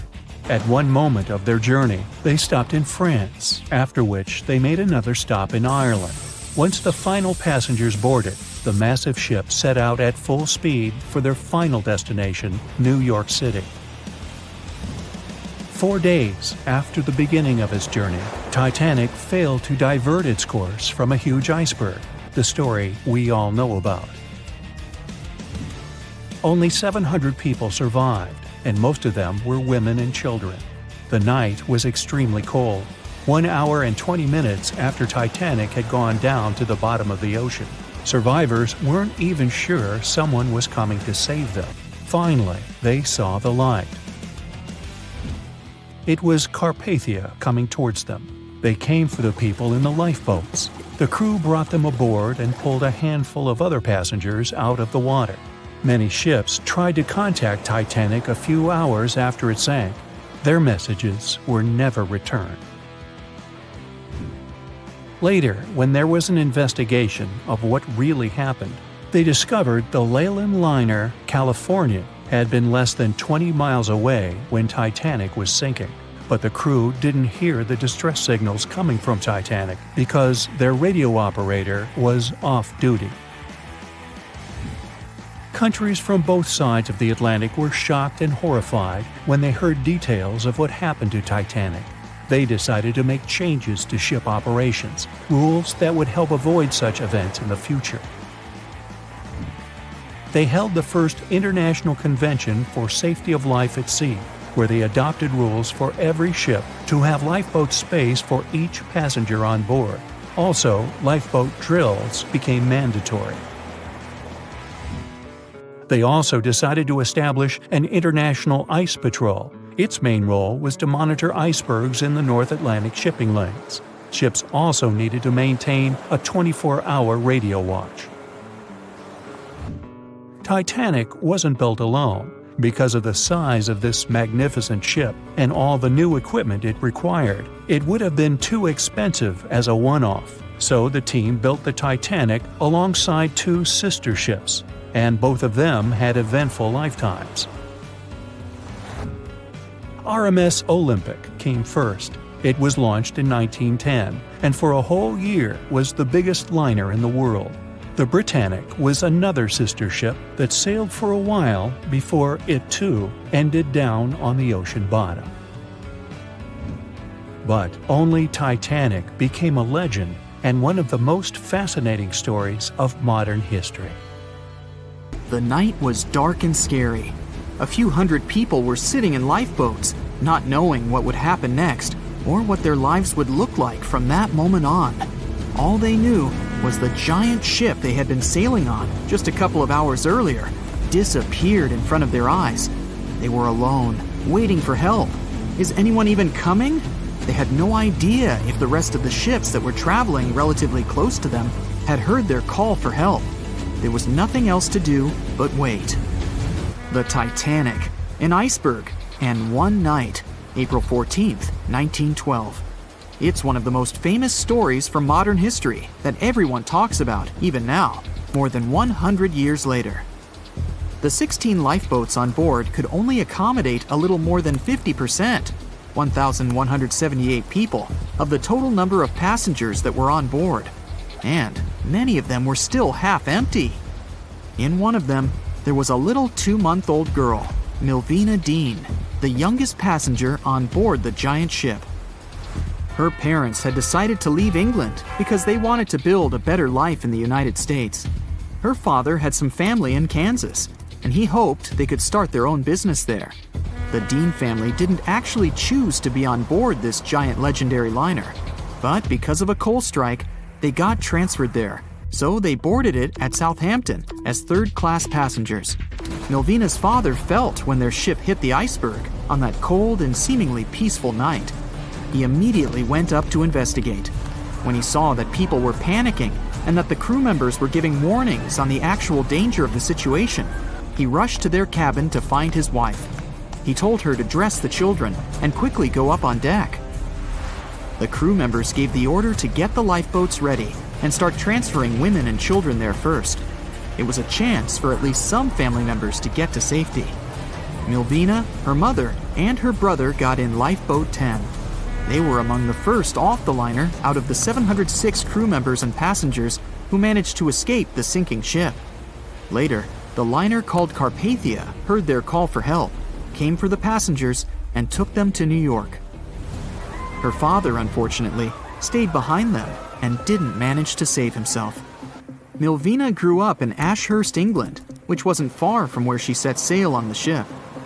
She spent her life working as a secretary and an assistant in small businesses in Southampton. She never married. Milvina always used to say she never spoke about the whole Titanic thing because she remembered nothing about it, so she didn't want people to think she was just drawing attention to herself. But in 1985, a French-American team got together and located the wreck of the Titanic. It was around 370 miles east of Mistaken Point, Newfoundland, in water that was more than 2 miles deep. That's when they confirmed the ship split in two. For decades, people believed the ship sank in one piece. They thought the only significant damage was the damage the hull got from its contact with the iceberg. In reality, it broke in half, right between its third and fourth funnels. It happened shortly before the ship disappeared under the surface of the water, and the whole thing, starting from the moment when they hit the iceberg, lasted around 2 hours and 40 minutes. People didn't pay that much attention to the Titanic until this team of researchers found the wreck. In the last year of her life, she sold some of her family's possessions at auction to pay for her stay in a nursing home. The items she sold also included a suitcase filled with clothes that her family got when they arrived in the US, and compensation letters her mom got from the Titanic Relief Fund. The compensation letters outlined the financial aid that certain passengers received who had survived the loss of their loved ones. She lived until the age of 97 when she caught pneumonia. She was the youngest of the 705 people that survived the whole event. The Titanic was the world's largest ship. Since it was so big, some thought the vessel should have had 4 exhaust stacks. But Thomas Andrews, the man who designed the ship, believed that only 3 were necessary. So, the Titanic basically had one purely decorative stack. 2,200 people were on board when the ship sank. There were 908 crew members, and the maximum number of passengers on board, which was 3,500. As you probably saw in the movie, there were different classes of passengers. The estimated overall wealth of those in first class was about $500 million, and researchers estimated $6 million worth of things went down to the ocean bottom, together with the ship. In first class, this liner was a place of luxury. It had 4 restaurants, 2 libraries, 2 barber shops, reading rooms, and a photographic darkroom on board. There was also a heated swimming pool, but only first-class passengers could use it, at a price of 1 shilling a time. The ship also had Turkish baths and electric baths, and passengers could use each for 4 shillings at a time. The cost to build this massive giant was $7.5 million, but that was back in 1912. Today, it would be about $200 million. First-class tickets cost $2,560 at the time, which is today's equivalent of $61,000. What would you get in these expensive cabins? A sitting room, 2 bedrooms, 2 wardrobe rooms, and a bathroom. Would you pay that much for those luxuries? Teams of researchers still haven't explored many areas on the Titanic. It's still very, very hard to access them with underwater vehicles. There was a lifeboat drill scheduled for the same day the Titanic sank, but it was called off for some reason. The crew had done just 1 lifeboat drill, and that was when the ship was still docked. But even if the crew members had been properly trained and each lifeboat had been filled, the capacity was still not enough to save each and every passenger. The Titanic was the biggest movable object in the world at that time. On May 31st, 1911, its immense hull made its way down the slipways and ended up in the River Lagan in Belfast. Over 100,000 people were there to see the launch, which took just a little more than a minute and went off without a hitch. The people who were in charge of the ship immediately towed the hull to a mammoth fitting-out dock. Thousands of workers spent most of the next year there working hard, building the decks and constructing all those luxury interiors that gave the Titanic its specific look. They were also installing the 29 giant boilers that would power the ship's 2 main steam engines. All that to get the title unsinkable. The ship had more than just one fatal flaw. You may have heard of one of its design flaws. The airtight bulkheads weren't completely sealed on top. This allowed water to flow from one compartment to another, which eventually sank the liner. And Titanic had more flaws. High sulfur content, cold temperatures, and high speeds largely affected the steel of the vessel's hull and the iron of its rivets. The steel here shattered, while the rivets popped out relatively easily. This was the reason the Titanic sunk 24 times faster than we'd expect. There are many theories about what really led to the sinking of such a giant. And one says a full moon from a couple of months before could be one of the reasons. It may have created very strong tides that sent a flotilla of icebergs southward. This was right in time for the Titanic's maiden voyage. Research says an optical illusion prevented the ship from getting help. One famous British historian, Tim Moulton, thought the atmosphere on the night of the sinking created specific conditions that made it very hard for the crew members to spot icebergs. They partially caused something called superrefraction. The extraordinary bending of light causes miraging, and several ships in the area recorded it. Not only did this prevent the crew from seeing the troublesome iceberg in time, but it also stopped one of the ships that could have offered help from identifying the call for help and communicating with the Titanic crew. Also, some say the ship was traveling too fast. From the start, they blamed the skipper for sailing such a big liner at such a high speed, 22 knots, through the cold and unpredictable waters of the North Atlantic, which was full of hidden icebergs. April 1912 marked one of the most terrible tragedies in the history of the world. The most unsinkable vessel, the pinnacle of engineering at that time, the huge Titanic, sank. On that dark, moonless night, the ship had many chances to save its passengers. There was another ship just a few miles away that could have saved the Titanic, but it didn't. It wasn't a phantom ship, and it's not some legend or a theory. This is a documented reality. There are records and witnesses' statements confirming this. But why didn't this ship help? Let's find out what happened that night by looking at these events from 3 different points of view. Let's start with the Titanic version. 11:30 p.m. The moon hides behind black clouds. Visibility is bad. Everything is calm on the Titanic. Under the captain's guidance, the communications operator stays in touch with the mainland through the radio.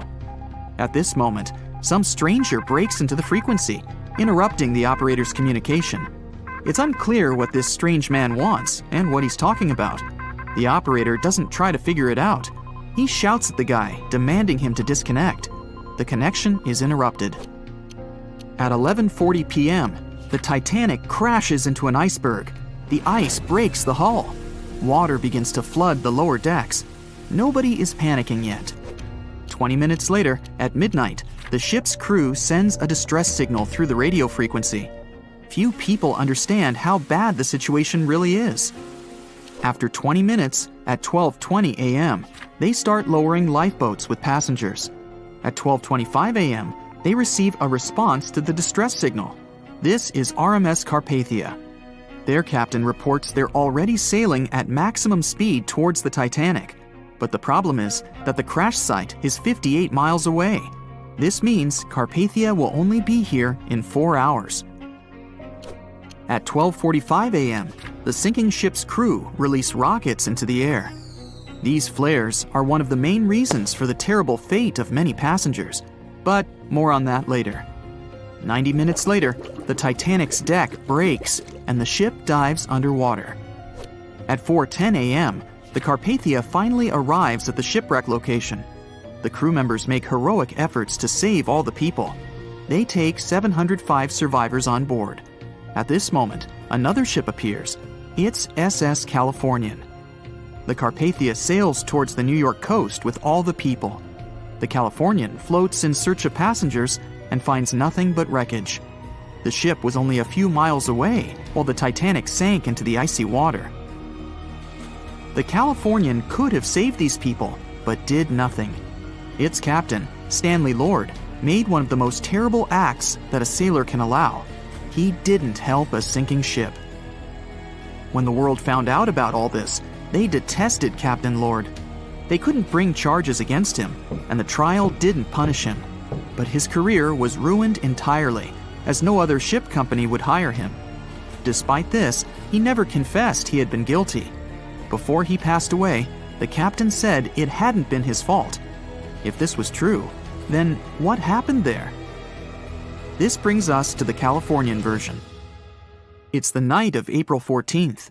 The Californian is sailing in the cold waters of the North Atlantic. The ship gets into a section with a lot of icebergs.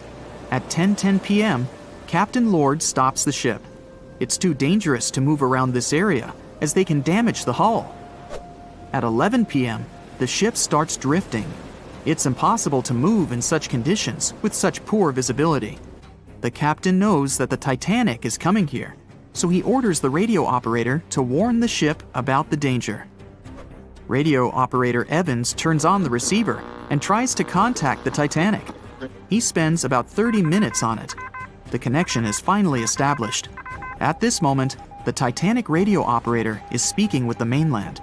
Evans interrupts this conversation and tries to warn the ship about icebergs. The operator doesn't understand Evans' words. He's annoyed because Evans broke into the channel so brazenly. He shouts at Evans and cuts the connection. Tired, Evans turns off the receiver and informs his superiors about the incident. It's still a mystery how the captain reacted to this news. He probably thought the Titanic knew about the danger. He lets Evans go to bed.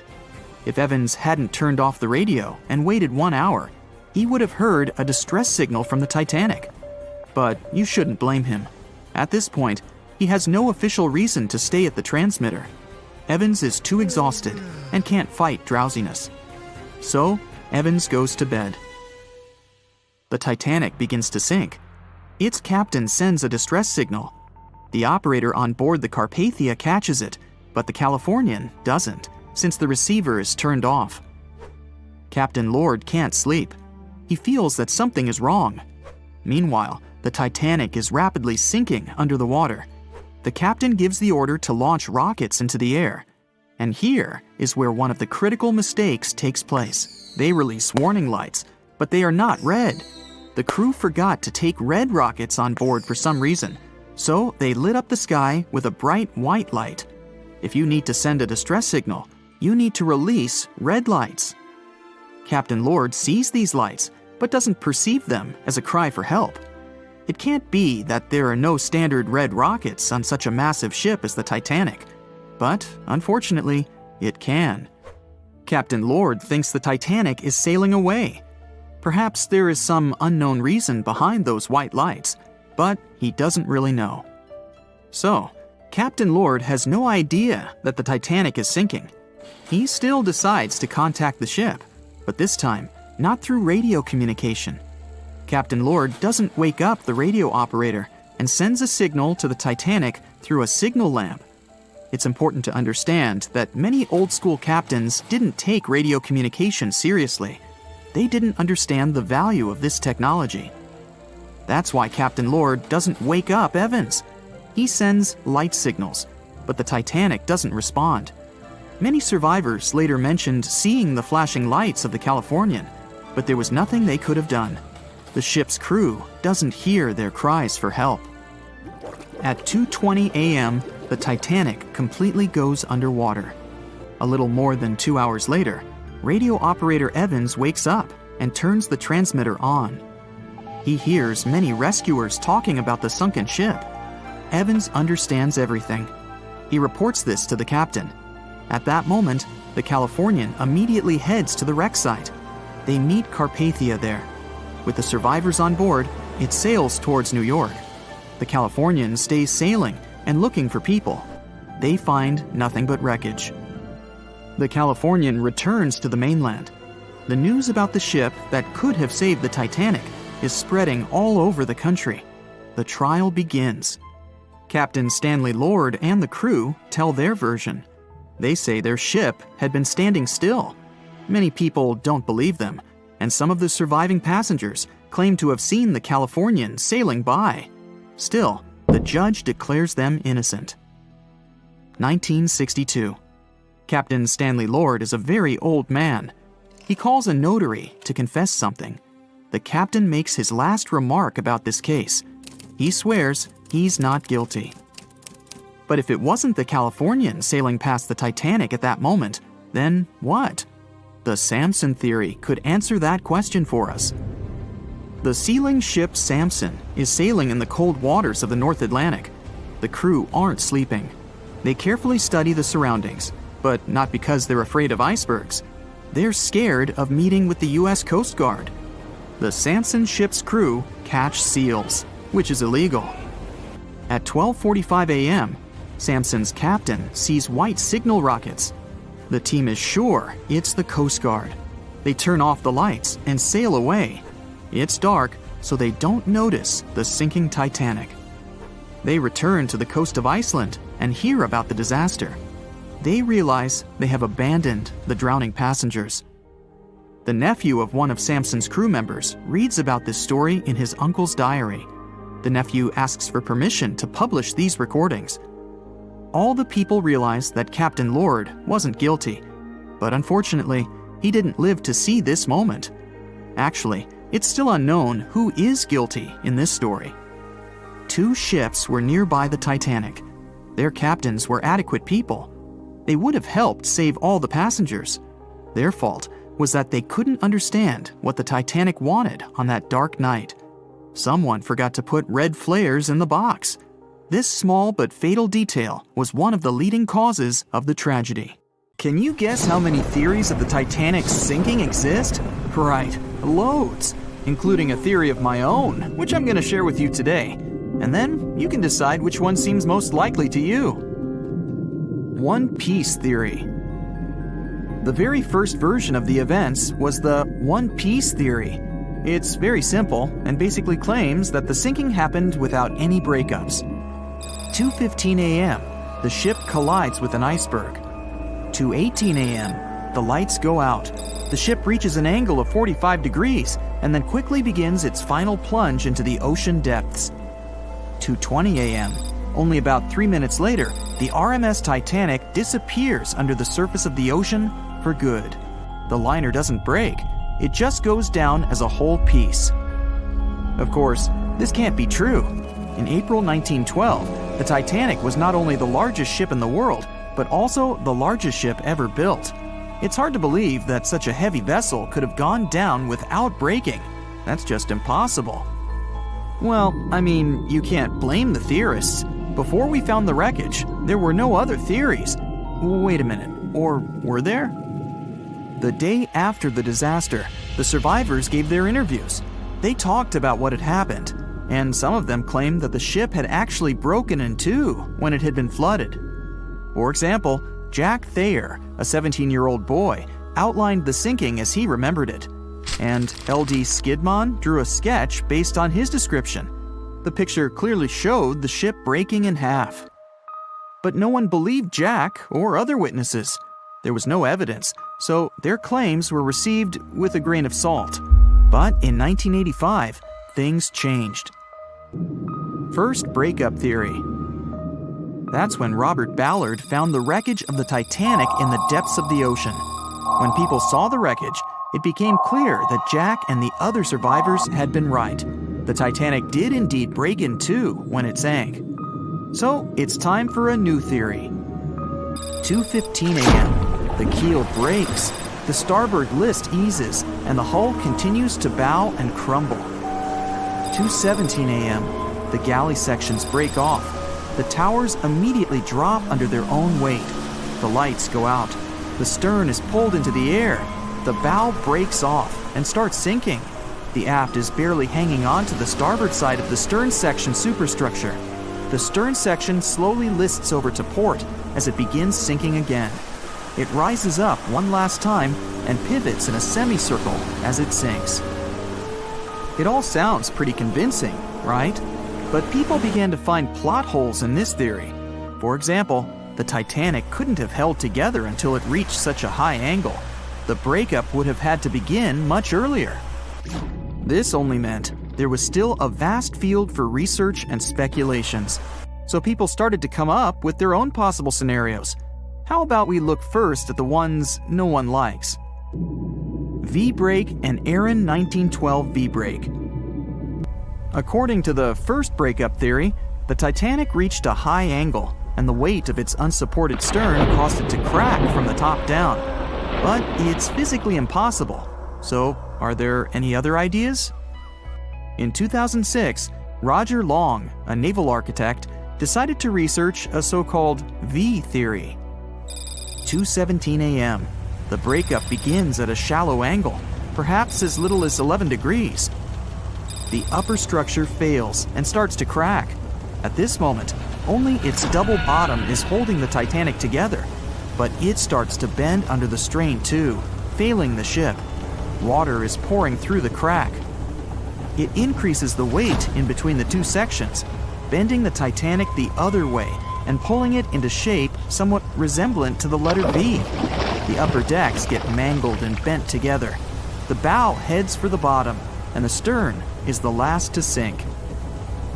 This theory has since been disproven many times, though. Roger Long believed it because the broken edges of the upper decks in the Titanic's bow section were all mangled and crushed. However, we have learned that it happened because of the so-called hydraulic downburst, the force of the water crashing into the deck as the Titanic hit the ocean floor. Another V-break theory states that the bow had risen out of the water after the break. This theory was mainly peddled by one former Titanic enthusiast. But not only has this theory been proved to be physically impossible due to the bow's incredible mass, it was also inspired by incorrect information. Remember Jack Thayer? Well, it was based on his sketch and the words of a couple of passengers. But the truth is, none of them had ever seen the Titanic break down like this. Jack himself even stated in an interview that the sketch was completely out of context to what he had actually seen. It was drawn by a passenger on the Carpathia, the ship that received the Titanic's distress signal and came to its aid. It couldn't be used as evidence. Now that we know this, let's move on to the theories that most people believe in. James Cameron's banana peel theory. Who hasn't seen the legendary movie about the Titanic, right? It became the leader of the 70th Academy Awards ceremony in the number of nominations and awards, and deservedly so. But did you know that James Cameron had been interested in the Titanic for many years and studied the ship's history? His books and research are very detailed, and he even came up with his own version of the events. It's called the banana split theory, and this is actually what you could see in the movie. Here's how it goes. The Titanic reaches a 23-degree angle and fractures down to the keel. The double bottom acts as a hinge as the stern falls down. When the double bottom fails, the bow and the stern separate. The stern lists to port, standing vertically, and then begins to go underwater. This theory is the most scientifically accurate one, along with Roy Mengat's theory. Wait, who's Roy Mengat? Mengat theory. Roy Mengat was an engineer who came up with the most plausible theory for the time being. 2:17 a.m. The lights go out on the Titanic. At this moment, the ship is at an angle of 20 to 23 degrees. Suddenly, the vessel snaps in two just around the third funnel. It causes the stern to settle into the water. The keel fails first. The draft and lower hull are crushed and break apart. Water surges into the bow and stern of the ship through the huge cracks, causing the bow section to sink beneath the waves. The stern rises up to the angle of 70 to 90 degrees, and then it sinks too. This theory seems to make the most sense, but it's quite controversial. The survivors who saw the breakup stated that the stern had settled back with the bow completely missing. Mengat's theory, however, contradicts that statement, while James Cameron's scenario takes this into account. Are you thinking what I'm thinking? The truth must be somewhere in the middle. My version. Now, as promised, I'll provide you with my version of the events. Well, it's not really my theory, more like a combination of Roy Mengat's and James Cameron's ones. I believe that James Cameron was right about the breakup. 2:17 a.m. The ship is at a high angle. The lights go out. Then it snaps into two pieces. The bow starts sinking. The double bottom is still attached to the stern for a minute or so. Once the double bottom fails, the two parts separate and the bow goes down. Then, as Mengat said, the stern rises up at a high angle, and then it begins to sink vertically. It might have actually happened because the survivors stated that they had seen a clean break. This means it couldn't be hidden. And they had also seen the stern staying vertically in the air for a long enough time, probably a few minutes, before disappearing. Anyways, all of these are just speculations. Regardless of how the Titanic broke apart and sank, it was a great tragedy. It's already been 110 years since the Titanic collided with an iceberg and sank. Did you know that in 2022, the Blue Star Line Company is completing the construction of an exact replica of the Titanic? Called the Titanic II liner, the ship will be sent sailing along the same route with 2,400 people on board. Let's hope that everything goes well for them. Meet Arthur John Priest. No, he isn't famous for being a painter or for discovering some long-lost treasure. He didn't invent some cool gadget or break any world records. No, Arthur John Priest is famous simply for being unsinkable. Proving one can be both lucky and unlucky at the same time, Priest was involved in and survived several mishaps at sea, including the fateful maiden voyage of the Titanic. Priest was not a rich man interested in sailing for pleasure. He was part of the working class, employed as a stoker or fireman, stuck for hours within the hot bowels of large steam-powered vessels. His job was dirty and difficult. He was responsible for keeping the furnaces lit, feeding them coal to ensure enough steam was produced for the engines to work. He had to be careful about not overheating the system or setting fire to the whole ship.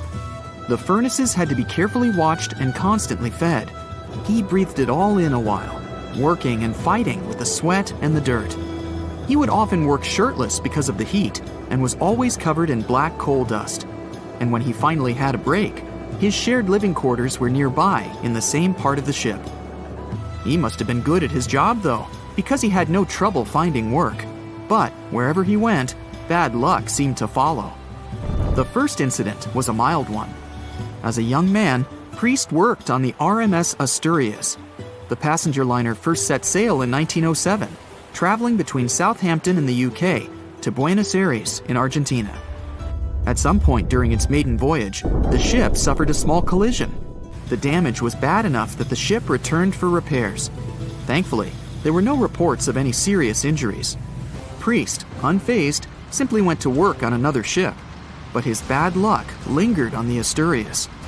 In 1914, the Asturias became a hospital ship, helping care for sick men and women around Europe while bringing them home to England. But in March 1917, at just around midnight, the ship was struck by a foreign object. Its hull was breached and the engine room flooded. The captain ordered everyone to abandon the ship, sending crew, patients, and health staff scrambling for the lifeboats. The vessel was still moving, powering through the water because the main controls, located within the flooded engine room, could not be turned off. The captain refused to leave the ship while people were still trying to escape. He was able to aim the Asturias towards Bolt Head, where it finally hit land and couldn't sink. The remaining lifeboats were lowered and the final survivors made it to safety. When they studied the damage on the ship later, the Asturias was declared a total write-off. It might be hard to pin this particular disaster on Priest. After all, he wasn't even on the ship at the time. But it seemed that many of the ships on which he served were destined for trouble. His bad luck followed him to his next job on the RMS Olympic, a massive ocean liner. The Olympic was big. In fact, it had been designed and built as part of the fleet that included the Titanic. But with size came sacrifice. The Olympic was great at moving in one direction, but very difficult to handle when it needed to turn. It was September 1911. The Olympic was trying to alter its course. The Hawk, a smaller ship sailing nearby, didn't give the larger vessel enough room to maneuver, and the two slammed into each other. Because the Hawk was engineered to deal with potential confrontations when out at sea, its reinforced bow tore through the Olympic. Two large gashes appeared on the ocean liner's side. The propeller shaft was badly twisted, and worse, the ship began to take on water. Somehow, the Olympic made it to shore without sinking, and nobody was seriously hurt. Priest had no idea that this was just a small taste of what his future held for him. He next found employment on a brand new ship, a better ship, an unsinkable marvel that was said to be the biggest vessel to have ever been built. Yes, he was going to work on the Titanic. And what a job! It took 29 boilers, requiring 850 tons of coal a day to produce enough steam to power the Titanic. Priest was just one of 150 stokers toiling away in the ship's underbelly, keeping those fires burning day and night. He made around $30 a month. But on April 14, 1912, he would find himself flung from a world of extreme heat to one of blistering cold. At approximately 11:35 p.m., the crew spotted an iceberg. The Titanic tried to avoid it, but the alarm had been sounded too late. 5 minutes later, the two collided. The iceberg tore through the hull, and the once watertight compartments inside were badly ruptured. As the cold Atlantic water flooded in, the ship began to sink. Distress signals were sent, but the closest ship, the Carpathia, was over 3 hours away. In the dark of night and stuck in the middle of nowhere, the crew and passengers panicked. Those who could scrambled for the lifeboats. Others jumped into the icy waters. In total, only 706 survived that terrible night. Priest, at the time of the collision, was down in the ship's lower quarters. He was on break, relaxing from a hard day of work. And as the ship went down, so did his chances of survival. He and his fellow workers were in the most dangerous position on the ship. They had to make their way through a maze of corridors and gangways, some of which were flooded, in a mad dash to the deck. and then they faced the frigid water, jumping in and desperately swimming to safety. The ocean was so cold that Priest even suffered frostbite before finding his way onto a lifeboat. He was one of only 44 stokers to survive that night. After an experience like that, most of us would never set foot on a boat again. But Priest had to work. His next job also ended in disaster. He was offered employment on the HMS Alcantara. It went down in 1916, and Priest was again one of the few to make it to safety. He was badly wounded in the process. But he kept pressing his luck, and his next job as a stoker may have felt eerily familiar. He would be working on a ship built by the same people behind both the Olympic and the Titanic. And this ship, named the Britannic, was the biggest of the three. It was also believed to be a superior vessel, fitted with new safety features after the Titanic sank. For example, it had 48 open lifeboats, 46 of which were the largest ever used on a ship before. 2 of these were even motorized and equipped with special communication devices. The good news? The Britannic survived its first trip without incident. It was already doing better than the Titanic ever did. However, on November 21, 1916, the Britannic was shaken by a loud explosion while traveling through the key channel in the Aegean Sea. The hull was damaged, and some of the compartments began to fill with water. But, unlike the Titanic, the Britannic had been designed for just such an emergency. It had been fitted with 5 watertight bulkheads. Intact, these would help keep the ship safe and floating for a much longer period of time. But there was one issue. Portholes along the lower decks had foolishly been left open. As the ship tilted, the portholes let in water, which flooded the Britannic and hastened its descent into the sea. This effectively made those watertight bulkheads useless. The ship was going down fast, much faster, in fact, than the Titanic had sunk. 35 of the lifeboats were successfully launched, saving most on board. Of the 1,066 passengers and crew, 1,036 survived. Priest, his luck intact, was one of them. And yet, he still wasn't done with a life at sea. He accepted a position as a stoker on the Donegal. It was a smaller passenger ferry that had been converted for use as a hospital boat. In April 1917, it was struck by a foreign object while fleeing an unsafe situation, and though he suffered from a head injury, Priest was again one of the survivors. It took experiencing 2 collisions and 4 sinkings before Priest was finally ready to retire. In fact, he reportedly said he only gave it up because no one wanted to sail with him. Can you blame them? He would live out the rest of his life on dry land in Southampton, England, with his wife Annie and their 3 sons. But Arthur John Priest would always be remembered as the unsinkable stoker. It was September 12, 1990. In those times, way before instant messaging and Zoom calls, a little girl was looking for pen pals. Zoe was aboard a ship from England to Belgium on vacation with her parents. She was only 10 years old at the time, but was a very clever schoolgirl. She took a piece of paper and started putting some words together. She introduced herself, then wrote about how she liked ballet and playing the flute and the piano. Of course, she couldn't help but mention her 2 adored pets, a little hamster she called Sparkle and her fish Speckle. She also put down the address at which she could be reached in case someone was interested in writing back to her. But alas, she was at sea. Who could she send this message to? An interesting idea came to her mind. She carefully placed her letter in a plastic bottle, tightly closed the lid to protect it from the water, and threw it into the sea. The little girl's excitement faded away over the years as she didn't receive a response. Maybe the bottle got stuck somewhere. Maybe it was swallowed by some big, scary sea creature. Or maybe the water actually poked through the plastic cap and destroyed her message.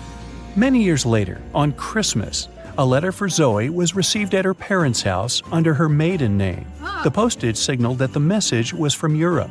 It was from a Dutch couple, Piet and Jacqueline Lateau, who had found her delicate bottle and were very considerate to write back. They pointed out that they had found the letter among the debris thrown at the shore by the sea. Zoe's letter had been stranded for a staggering 23 years at sea and traveled for more than 350 miles to reach its final destination near Rotterdam in the Netherlands. That's quite a voyage for a small plastic bottle. A story similar to that of Zoe is the strange connection between two little boys. A little German boy named Frank Uzbek was on a boat traveling to Denmark when he got the same idea as Zoe. He was 5 years old at the time he put together a message and threw it into the unknown. The year was 1987. He got his response years later when he was 29. His letter, just like the one Zoe would send a couple of years later, had been at sea for 24 years.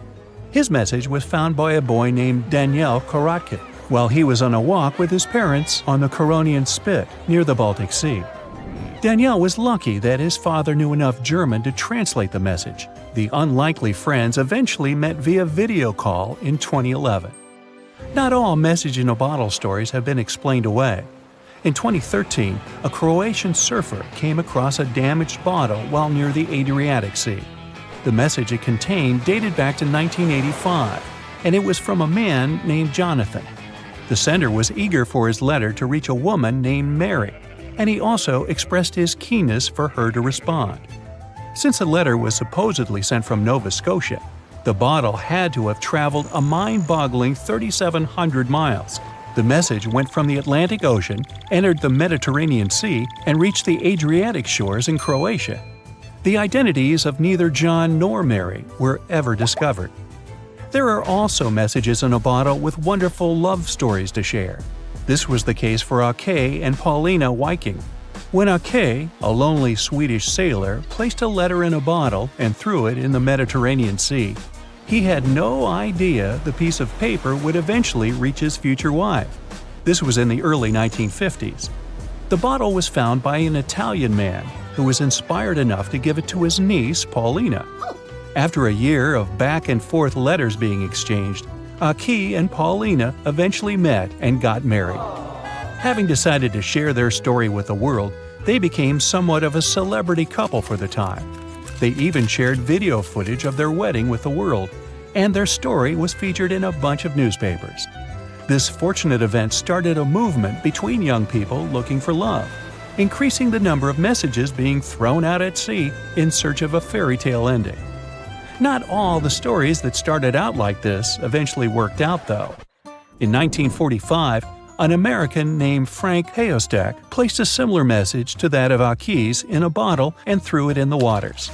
Almost a year later, his letter was found by an Irish woman. Her name was Brenda O'Sullivan.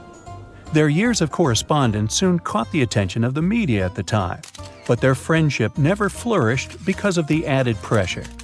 They eventually met in person when Frank traveled to Ireland, but he didn't stay for long, and they eventually got out of touch with each other. After Titanic met its strange ending, many bottles containing secret messages started to surface. Almost all of them proved to be counterfeited, apart from one letter. Years after Titanic had sunk in the icy Atlantic waters, a bottle was found on the Irish shores.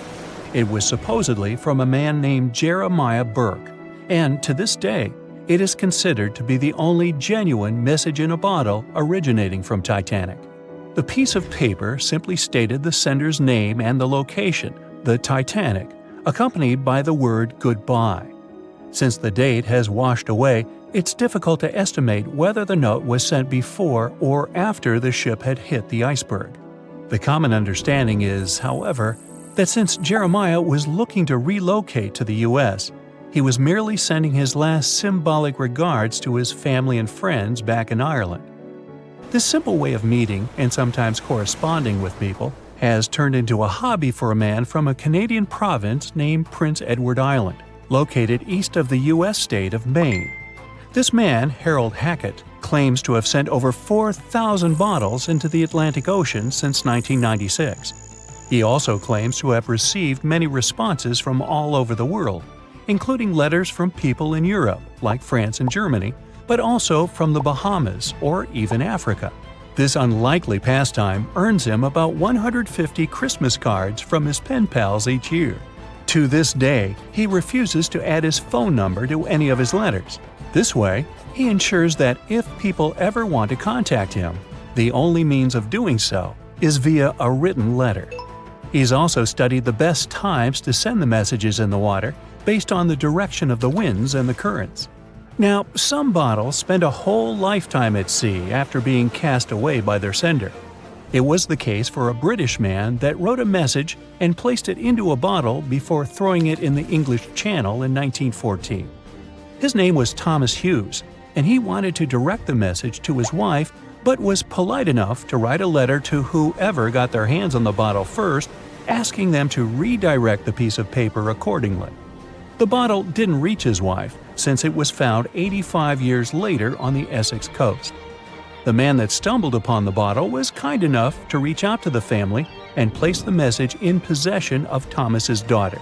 And 85 years isn't the longest time for a small bottle to be cruising the waves. A scientist named Hunter Brown was studying currents in the North Sea when this idea came to his mind. He placed the same message in almost 2,000 bottles and requested the unlikely recipient that they write back with the location of their discovery. He thought this method would help him better understand the layout of the North Sea currents. A bottle was found about 11 miles from its original departing location after 97 years. To this day, more than 300 of the original bottles relating to Hunter Brown's project eventually made it to the shore. Not all of the messages that were found in bottles got replied to via physical letters. Oliver van de Walle threw a bottle containing a letter on the English coast while he was on vacation with his family. He was 14 at the time. 33 years later, a woman reached out on Facebook claiming she had gotten his message and tracked him down through his social media profile. At first, he hardly remembered having placed the letter in the bottle, but he eventually recounted the events, even the fact that he sealed the bottle with candle wax to make sure it was leak-proof. And then there's Christina Aguilera and her bottle. No wait, hers is about a genie in a bottle. Okay, never mind. Staying in the water that's 70 degrees Fahrenheit for a long time definitely won't do your health any good. A water temperature of 50 degrees Fahrenheit is a nightmare. It feels much colder than the air of the same temperature. The passengers of the Titanic were in 28 degrees Fahrenheit water. Can you imagine how cold it was? Even the iceberg that the Titanic met was warmer. The water didn't freeze because of the high salt content. But what if the temperature had been higher? What if the Titanic had sunk in warm water, say 120 degrees Fahrenheit? Theoretically, this could have happened had the waters of the North Atlantic met a warm undercurrent from the southern part of the ocean on disaster day. But this heat wouldn't have been enough. The ocean area is too vast, and the temperature is too low at night. The warm undercurrent alone wouldn't have made a difference for people who were overboard. But if the Titanic had sunk in another place at one particular moment, perhaps then all people could have been saved, thanks to an incredible natural phenomenon. Now, on board everybody, our voyage to a parallel universe begins. It's a moonless night on April 14th through 15th. The Titanic crashes into an iceberg. Icy water floods the lower decks. The captain sends a distress signal. The nearest rescue ship, Carpathia, is 58 miles away from the sinking Titanic. At maximum speed, Carpathia will get there in 4 hours. That's quite long, even in warm tropical waters, since your body loses heat anyway. The Titanic begins to sink. The crew downs lifeboats. Some of the passengers jump overboard. The ship is going under the water. There are no boats left, so you jump along with other passengers. It feels as if you got inside a huge iceberg. The water is so cold that it's hard for you to move. You can't even scream because there's no air in your lungs. But at this moment, you feel a pleasant warmth coming from the depths. The heat rises above your knees and waist, then reaches your neck. Finally, you regain control of your muscles and can breathe deeply. You notice that all the other passengers feel the same warmth. The water becomes a little hot. It makes you happy. But in a moment, horror replaces your delight. The ocean begins to foam. And not because of the high temperature, but because something is rising from the ocean floor. You hear a heavy, low sound coming from the depths. It's not a sinking Titanic, but something bigger. You can see a huge iceberg nearby. It's melting, and a huge chunk is breaking off from it. 1 million bubbles appear on the surface. Then you feel something hit you in the leg. Thousands of strange lightweight rocks are rising from below. There are also massive plates among them. People use them as lifeboats. You climb on one of those rocks and look at the ship. It doesn't sink, since all the water is bubbling and pushing the vessel up. You take one of the small rocks and understand everything. It's pumice. An underwater volcano has woken up right under the ship. Thousands of tons of volcanic rock are floating to the surface. When it erupts, its magma shakes the entire space, heats the water, and destroys the seabed. But it doesn't result in anything destructive on the surface. The enormous pressure of hundreds of millions of gallons of water suppresses the volcano's power. Molten rocks of the Earth's crust are pressed against the seabed, and pumice rises to the surface. And here's why it happens. The upper part of Earth consists of many solid parts, tectonic plates. These plates collide with each other and divide. And when one part separates from another, the magma immediately comes up. So, all volcanoes are these unstable fault sites. If the Titanic had sailed over one of these areas during an eruption, many passengers would have been saved. Back in the parallel universe, you notice the Titanic starts sinking again. The water is no longer bubbling. The volcano has gone out. In a matter of seconds, the ocean turns icy again. Fortunately, you have your pumice lifeboat. This is enough to wait for rescuers. But let's imagine a situation with no underwater volcano and an iceberg. A situation when the water was warm from the very beginning. One of the engines in the motor compartment of the ship breaks down. Several pipes burst because of increased pressure, and now there's a crack in the ship's body. Water is filling the lower decks. The ship is sinking. People evacuate on lifeboats. There's less panic since the night is warm and no one is freezing. Each passenger gets a life jacket. The ship is breaking. You understand that you have to jump. The Titanic goes underwater. Many passengers fall overboard in horror. They dive into the dark ocean and immediately come to the surface. Panic and complete chaos take over. The ship disappears in the dark, and finally, it's all silent. A few minutes pass, and you notice there's no panic at all. The water is warm. Almost all passengers have life jackets. Someone is floating on the wooden ship wreckage. After a couple of hours, the water no longer seems so comfortable. The ocean takes away your body heat. To keep warm, passengers swim closer to each other in a tight circle. Yeah, now it's quite possible to wait for another couple of hours till the rescuers come. People on lifeboats sail closer and take those who freeze on board. Passengers take turns, 20 minutes in the water, then 20 minutes in boats. It's essential not to take your clothes off. Even a wet outfit helps keep your body warm for longer. And when it seems that everyone is saved, somebody screams. A girl in a boat looks scared. She trembles with fear and points her finger into the black water. Passengers try to see what's there and notice a triangular fin. 1, 2, 3. There are so many of them. The noise of the sinking ship has attracted a group of sharks. And now they are circling the survivors, hoping to satisfy their hunger. They're swimming slowly. It doesn't look like they're going to attack. But you should keep your eyes open, as these fish are some of the world's most aggressive and dangerous sharks, the bull sharks. They can be agile, fast, and unpredictable. They don't swim in the cold waters of the Atlantic, but the water in this parallel universe is perfect for them. The sharks are strong and sturdy. They create the illusion of slowness to relax their prey. They're called bull sharks because of their short, blunt muzzle, like that of a bull, and they like to hit a target or other sharks with their forehead. Several fish are ramming boats. Someone falls into the water. Fortunately, people help them back on board. The sharks aren't going to retreat. Chaos and panic ensue. People are screaming and splashing the water with paddles to scare away the fish, but it doesn't help. One of the sharks opens its toothy mouth and clings to a boat. At this moment, you notice more fins nearby.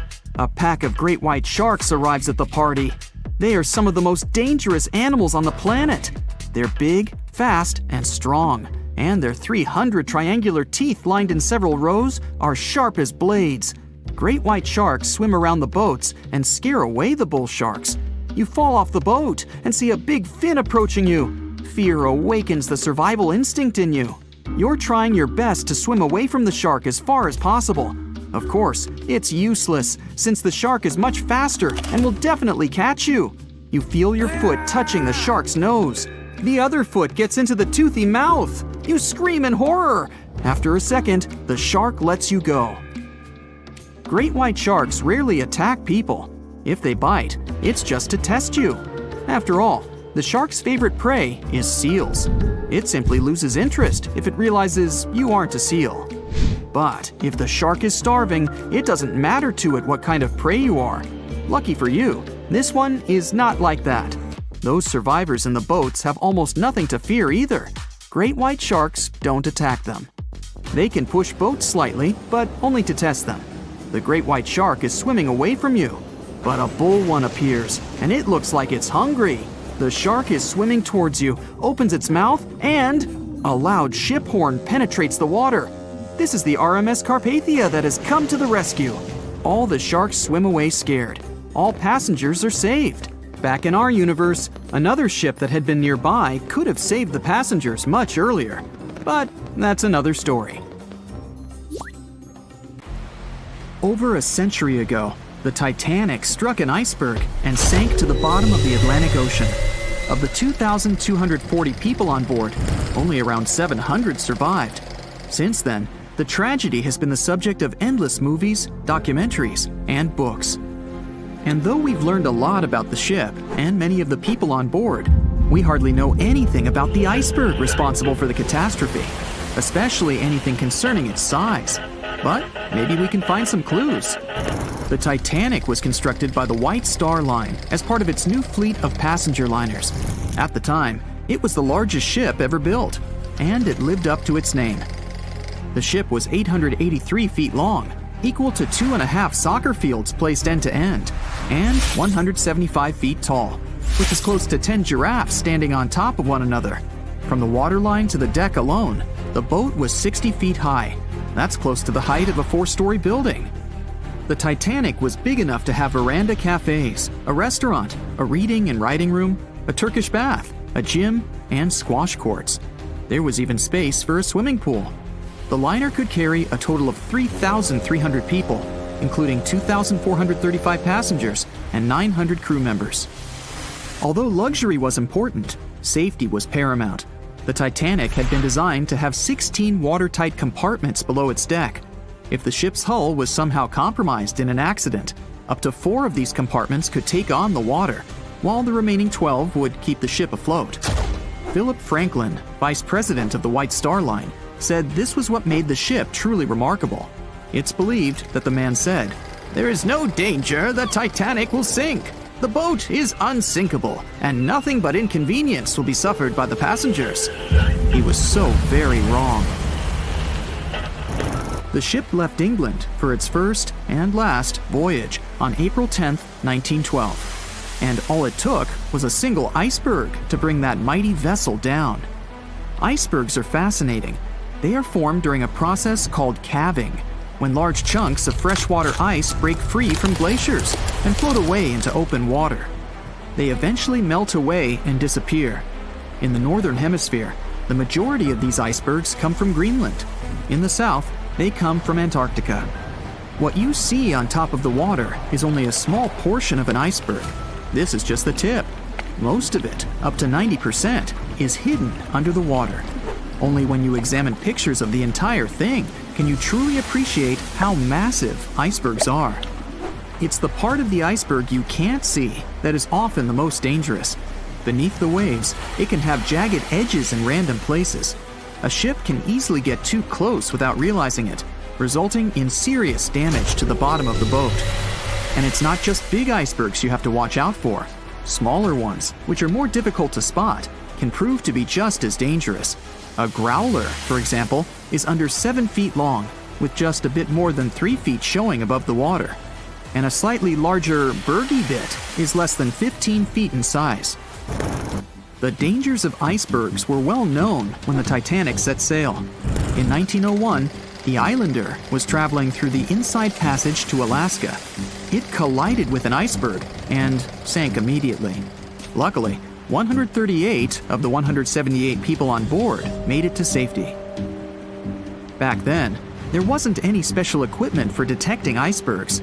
The best tool was your eyes. From a special vantage point above the ship called the crow's nest, 2 members of the crew had to stare out over the ocean and watch for potential hazards. The crow's nest was located at the front of the ship, 49 feet above the deck. It was attached to the mast. From this height, a person had a good view of the ocean. If they saw anything suspicious, they could ring a large bell to sound the alarm. After that, they could call from a special telephone to warn the captain of any danger. But imagine what a horrible job this would have been, especially on the night the Titanic sank. The crow's nest wasn't a warm and cozy room surrounded by windows. Instead, it was a large open tub exposed to the elements. On April 14, 1912, the air temperature was around 39 degrees Fahrenheit, which is close to freezing. With the ship moving at about 23 knots, more than 26 miles per hour, the sailors must have felt that frigid cold air pressing against any exposed skin. The only good thing about the job was that the shift only lasted 2 hours. Frederick Fleet was the sailor who actually spotted the iceberg that sank the Titanic. He was up in the crow's nest, working with Reginald Lee at the time. Fleet kept track of the left side of the ship, while Lee scanned the right. It was 10 p.m. when the 2 men started their shift. They had already been warned about the possibility of ice. But when you're cold and it's dark, it might feel like an impossible task. Even worse, the 2 men didn't even have binoculars to make the job any easier. Fleet would later insist that having binoculars would have prevented the tragedy. With about 20 minutes remaining on the job, the sailors noticed the iceberg. Fleet rang the bell, once, twice, and again. He then called up to the bridge to inform the crew. At first, the call seemed to come in the nick of time. The ship's engines reversed, and the massive ocean liner managed to turn. It wasn't enough to miss the iceberg, though. Ice showered down onto the ship's deck. The iceberg tore through the hull, and water flooded in. 2 hours and 40 minutes later, the Titanic was gone. And here we have clue number 1. The iceberg was big enough to be spotted with the unaided eye in the dark of the night without any binoculars. It was also tall enough for bits of ice to fall down onto the ship's deck. Since this all took place long before social media and smartphones, nobody on board would have been taking photos or videos at the time. So, of course, we don't have any footage of the actual iceberg. But there are photos of the possible iceberg from later that day. The SS Prinz Adalbert was sailing near the area on the morning of April 15, 1912. The steward on the ship had not yet heard about what had happened to the Titanic. But when he spotted an iceberg floating by, he was compelled to photograph it. Why? There was a line of red paint along the bottom of the iceberg, indicating that it had likely collided with a ship sometime within the previous 12 hours. A second photo was taken from a ship called the Minia, which was sent into the area to look for debris from the collision. Captain de Carteret said that among the wreckage, he had seen only one iceberg. He also noticed a streak of red paint on it. From the photos and witness accounts, newspaper reports estimated the iceberg to be 50 to 100 feet high and 200 to 400 feet long. That's clue number 2. The iceberg that hit the Titanic probably started its ocean journey from Greenland's coast, heading past the Baffin Bay to the Davis Strait. From here, it must have slipped through the Labrador Sea and finally reached the Atlantic. And that, in itself, is pretty impressive. The glaciers in Greenland create between 15,000 to 30,000 icebergs each year. Some small, some big. Of these, a mere 1% will actually make it to the Atlantic. The others simply melt along the way. We know that the temperature of the Atlantic Ocean, where the sinking took place, was around 28 degrees Fahrenheit. That's below freezing. For humans, this could cause frostbite or hypothermia. But that temperature is actually warm for an iceberg. Most would only last 2 to 3 years in the North Atlantic, slowly melting into the warmer water. Based on this, It's likely that the Titanic's iceberg left Greenland in 1910 or 1911 and was fully melted by late 1912 or 1913. But since it did make it to the Atlantic and managed to cause significant damage to the ship, we have clue number 3. We will never know for certain the size of the iceberg from that day, but we do know that it definitely wasn't a growler or a bergy bit. Both those types of icebergs are much too small. And if the ice was indeed scattered across the deck during the collision, the iceberg must have been a little taller than 60 feet. The newspaper estimates are probably as close as we're going to get. The iceberg that took down the Titanic was indeed a formidable one, and icebergs are still a threat. As recently as 2007, the cruise ship Explorer struck one and sank in Antarctica's Weddell Sea. Luckily, everybody survived. The International Ice Patrol was created in 1914 following the Titanic's sinking. The organization is still in operation today, made up of representatives from several countries. Using airplanes and radar, the patrol locates and tracks larger icebergs, making the information available to anyone who needs it and preventing more ocean tragedies in the process. We've all heard of the famous story of the sinking of the Titanic. But if you really think about it, it's not just one story, but so many stories all at once. It is a story of strength and courage, as with the likes of Margaret Brown stepping in to help passengers in need. It is a story of luck and guile, like with Arthur John Priest, a man who not only survived the Titanic, but also 3 other tragedies at sea. It is a story of perseverance and intrigue, as with Violet Jessup, a stewardess who had also survived 3 shipwrecks and then continued to serve for 30 more years after that. These are the stories of their personal journeys. When the RMS Titanic set sail from England on April 10, 1912, it was the largest ship ever built at its time. It was 883 feet long and 175 feet tall, and it took 3,000 workers 26 months to build it. Considered to be the pinnacle of nautical engineering, this ship was touted by its makers to be unsinkable. Of course, 4 days after its maiden voyage at sea, that claim would be proven false. On April 14th, the Titanic hit the iceberg. The collision ruptured the hull, and the 16 supposedly watertight compartments designed to keep the ship afloat quickly flooded with water. It took the liner 2 hours and 40 minutes to sink. And of the 2,240 passengers and crew on board, only 706 survived. One of those survivors was Margaret Brown. She was a philanthropist and actress who had traveled to Europe to visit her daughter in Paris. However, when Brown got word that a grandchild had fallen ill back in America, she bought a ticket for the next available ocean liner that would take her home, which just so happened to be the Titanic. As a wealthy woman, whose husband had become rich after finding gold in one of the mines that he owned, Brown was able to get first-class accommodations on the vessel. For over 4 days, she enjoyed many of the luxuries that came with her ticket. There were the expected services, like a large dining room with a live orchestra. But the vessel also was equipped with a gym, squash courts, and a swimming pool. And she'd spend her time in the first-class lounge that had been designed in the architectural style of the Palace of Versailles. When the Titanic started to sink, Brown could have jumped into the first available lifeboat and made her way to safety. But she did not. Instead, she joined the relief efforts and helped others get out, putting her own life at risk. In fact, by some accounts, a crew member had to physically pick her up and drop her into a lifeboat, number 6, in order to get her off the ship. With all the confusion and fear around, Brown went on to take control of the lifeboat. She even got the women on board to help paddle, knowing that it would help them keep warm in the cold night's air. There were also reports that she had an argument with the crewman who was in charge of that particular boat.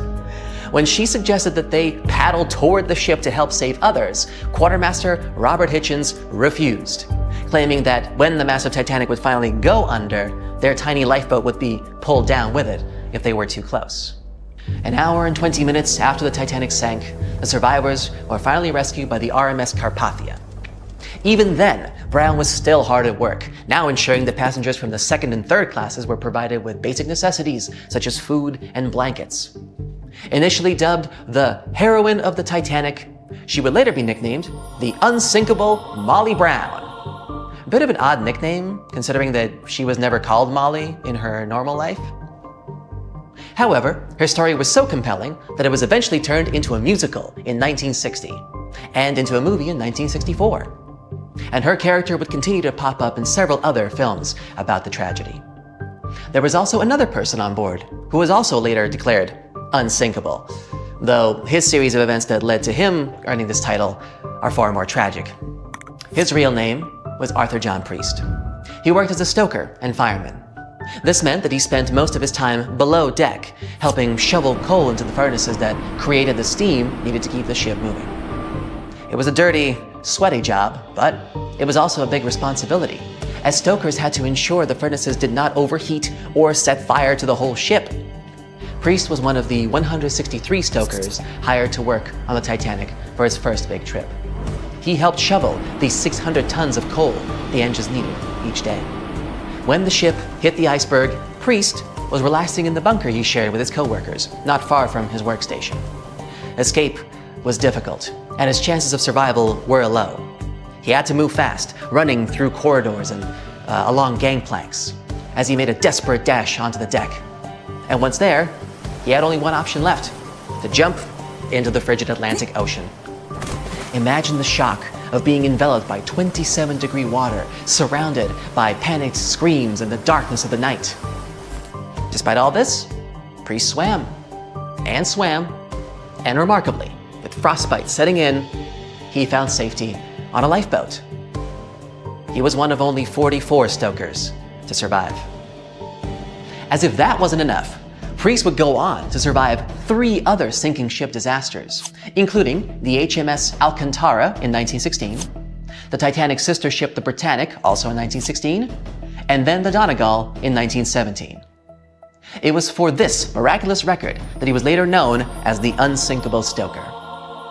After the Donegal, Priest finally retired from working on ships, although he claimed he only did so because nobody would agree to sail with him. Now, people who had been in a shipwreck often remain afraid of water for the rest of their lives. But let me tell you a story of a woman who survived not 1, not 2, but 3 ship disasters and then continued to work on cruise liners as a stewardess. Meet Violet Jessup, Miss Unsinkable. Her childhood can be described in one word: short. Violet had to grow up very quickly to take care of her siblings. She was the oldest of 9 children. Life became even more difficult when she became very ill. The doctors were sure that she wouldn't survive, but she did. Shortly after recovering, she moved to England with her mother, took care of her sisters, and attended a convent school. Her mother worked as a stewardess at sea, and when she fell sick, young Violet followed in her footsteps. But because of her youth and beauty, no one wanted to hire her, thinking that she would distract passengers and crew. But Violet didn't give up, and instead came to one of the interviews in her worst clothes and with unkempt hair. She wanted to show that she was ready for hard work on the ship. She was hired on the spot. The first 2 years passed uneventfully, but then a series of incredible fortunes began, or misfortunes depending on how you look at it. In 1910, Miss Jessup got a job on the most luxurious liner of its time, the Royal Mail ship Olympic. This ship sailed across the Atlantic from England to America. The engineers didn't focus on the speed of this vessel, but on its comfort. While working on that ship, Jessup was paid just £2 a month, the same as £200 today. Hard work on the ship's deck from morning to night didn't frighten Jessup. She loved the job. She liked to talk to the people and enjoyed the beautiful views of the Atlantic. So, on September 20th, 1911, Jessup was working on the deck as usual. The sea was calm and the weather was excellent. The ship was sailing through the Solent Strait, which separates the Isle of Wight from the British mainland. At this moment, the British military cruiser Hawke appeared ahead. It should have simply passed by the Olympic, but something went wrong. For whatever reason, the ships started going straight at each other. The Olympic's captain tried to maneuver to avoid a collision, but failed. The Hawk's bow was designed specifically to ram other ships, so when it rammed the Olympic, it made an impact. The liner shuddered, and the people screamed in fear and panic. The ship had a huge hole in the starboard. Jessup fell from the force of the blow. It seemed that one of the biggest liners of its time was going to sink. But luckily, both ships stayed afloat, and nobody got hurt. You would think that an accident like this would frighten Jessup, but nope. She didn't give it a second thought, and it continued to work as a stewardess. In April of 1912, she decided to take a job on the best, most unsinkable ship of the time, where she was supposed to serve VIPs. Initially, she didn't want to work on this ship, only agreeing to it after much persuasion from her friends. And that's how Violet Jessup boarded the Titanic on April 10, 1912. 4 days later, when the infamous iceberg collided with the ship, Jessup was resting in her cabin. She was almost asleep when she felt the jolt. Immediately, she was called to the upper deck. Surprisingly, when the Titanic first hit the iceberg, almost nobody panicked. No one could believe that the unsinkable ship could actually sink. As the ship's hold was being filled with water, everybody was just calmly carrying on about their business on the upper decks. It was only when the cabin crew started instructing passengers to reach their lifeboats that panic finally set in.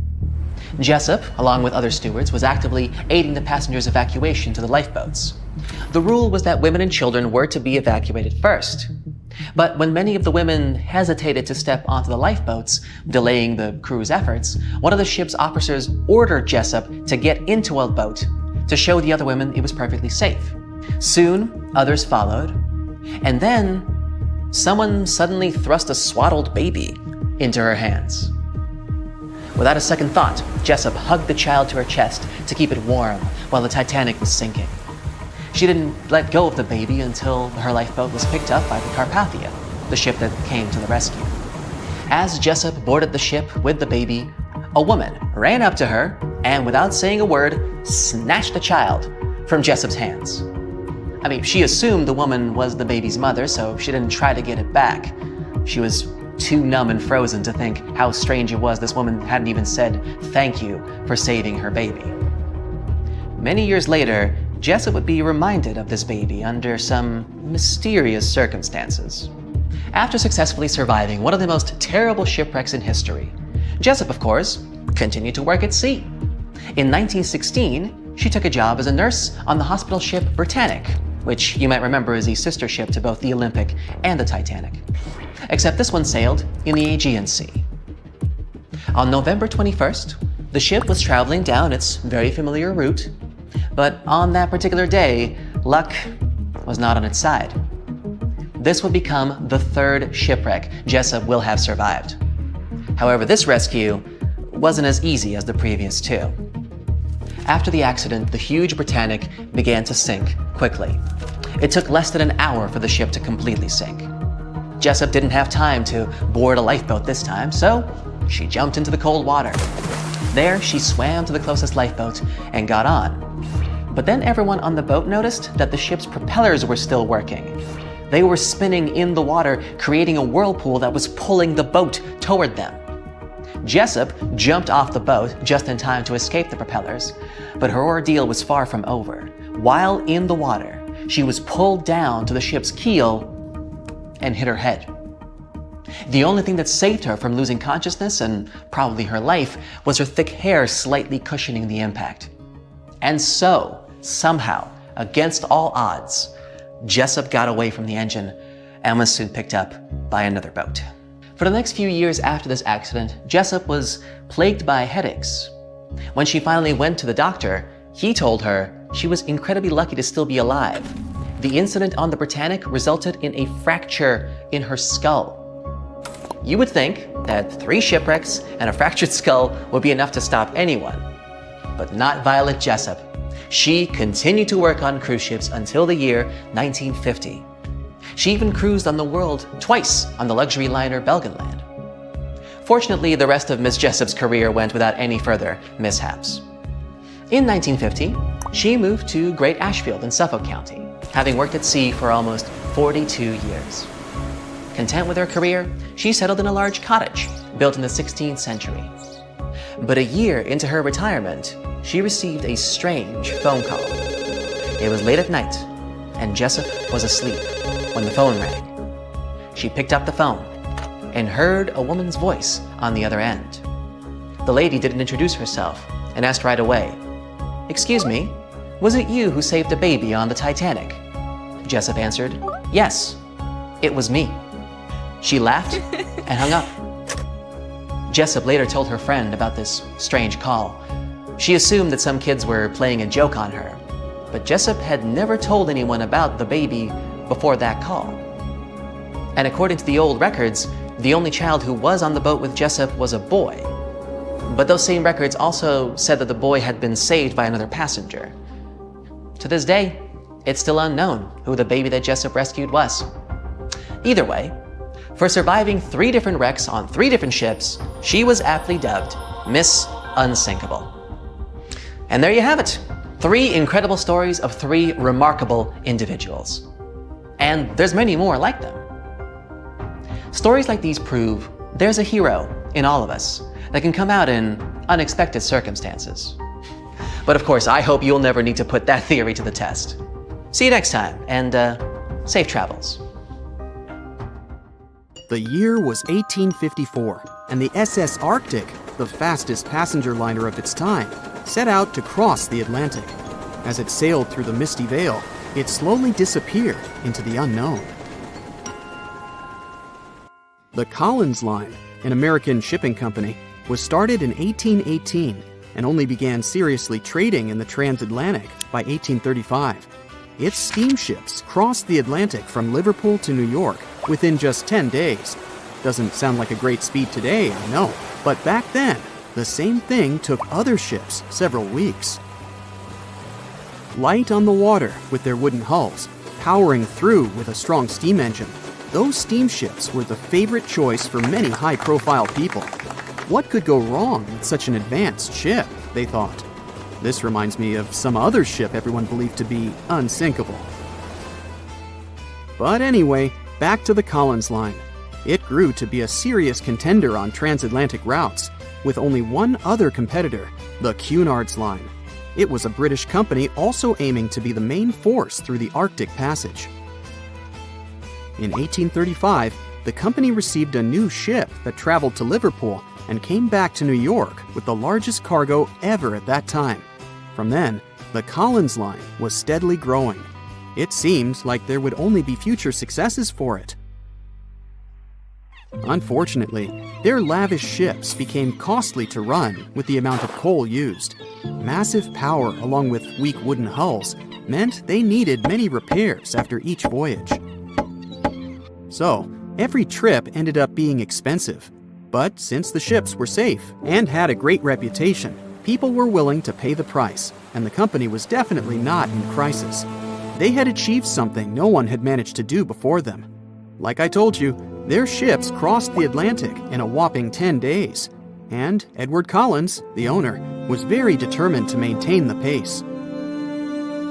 Their 5 ships easily outran the Cunard's Line of only 3. With this great praise, it provided more attention. Though the Cunard's ships were slower with their iron hulls, they believed there was still profit, regardless of how slowly they sailed.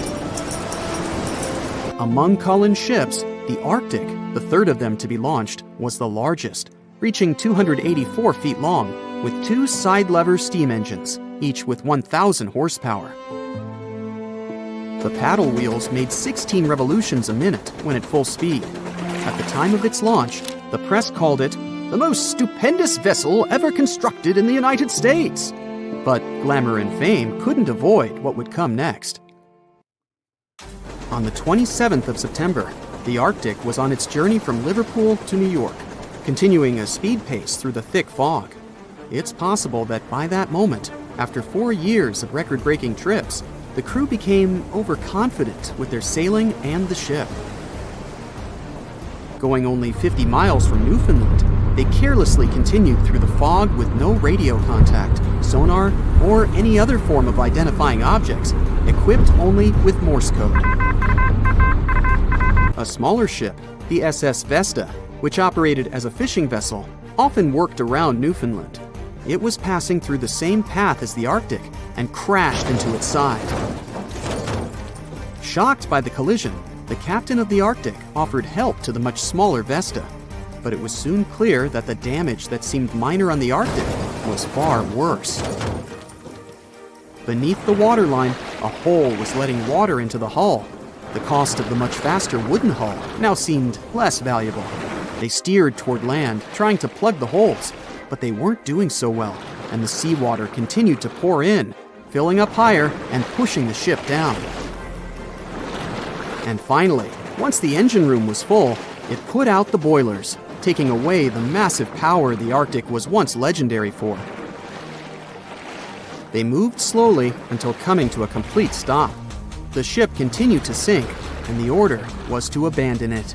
At the time, maritime law allowed for the Arctic to carry only 6 lifeboats, only capable of saving 180 people. The crew and some of the passengers managed to push their way aboard and took most of the seats on those boats. Things were pretty wild, and everyone forgot about their manners, not letting the ladies and the youngest ones board first. It took 4 hours for the Arctic to sink. 150 crew and 250 passengers were on board.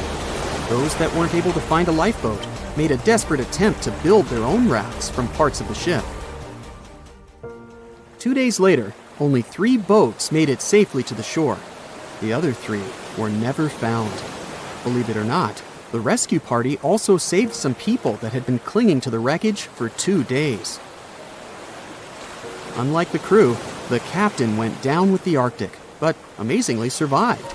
He would be only one of 85 people that made it, out of the 400 on board. When the news arrived 2 weeks later, the public responded with great sadness to the losses. Great anger soon followed towards the poor safety measures in the crew. The press published demands to change the laws for more lifeboats. It only made sense to have enough for every person on board a ship. But they ignored those requests.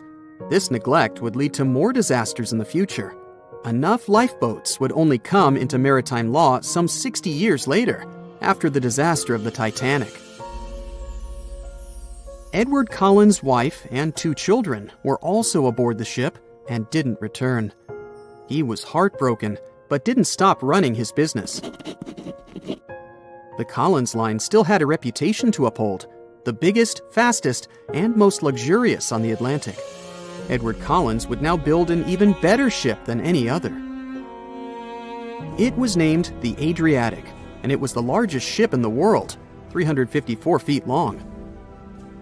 With 2 alternating steam engines that had never been built of this size. These steam engines at the time were at the height of engineering, though today you can only see them in models and toys. With the new addition of 2 masts, the Adriatic would also be able to sail if needed. Luckily, they made some lessons from the disaster of the Arctic. But before their new ship, the Adriatic, was built, another disaster had occurred. The sister ship of the Arctic had also sunk. They believe this second ship was desperate to stay in front of the Cunard's line and hit an iceberg somewhere during the race. This weird contest took the lives of 141 people. The desperation of Collins and his weakly built hulls pushed the company towards bankruptcy in 1858. The newly built Adriatic, costing over $1 million, had only made 1 voyage in the end. And even that voyage was considered a disaster. The ship collided with a tugboat. It still managed to finish its maiden voyage at a suitable time. After the company had gone bankrupt, they had to sell the ship for only $50,000. They removed the great giant engines, replacing them with only sails. Although it was once the greatest ship on the high seas, it was only 30 years later until it was abandoned, labeled irreparable, and anchored in a river. The other remaining ships were also sold and only used for parts. Edward Collins left the industry altogether, seeking work on dry land instead. As the Collins line was no longer in the mix, the Cunards would grow in strength. Without competition, they would win the Blue Riband for the next 30 years and 180 years later, after producing hundreds of ships. They still have a constant presence on the seas as they provide transatlantic crossings, world voyages, and leisure cruises. To this day, the Cunard Line is the only one to run ships between Europe and America, and it's great proof that it's not always the fastest that's the best.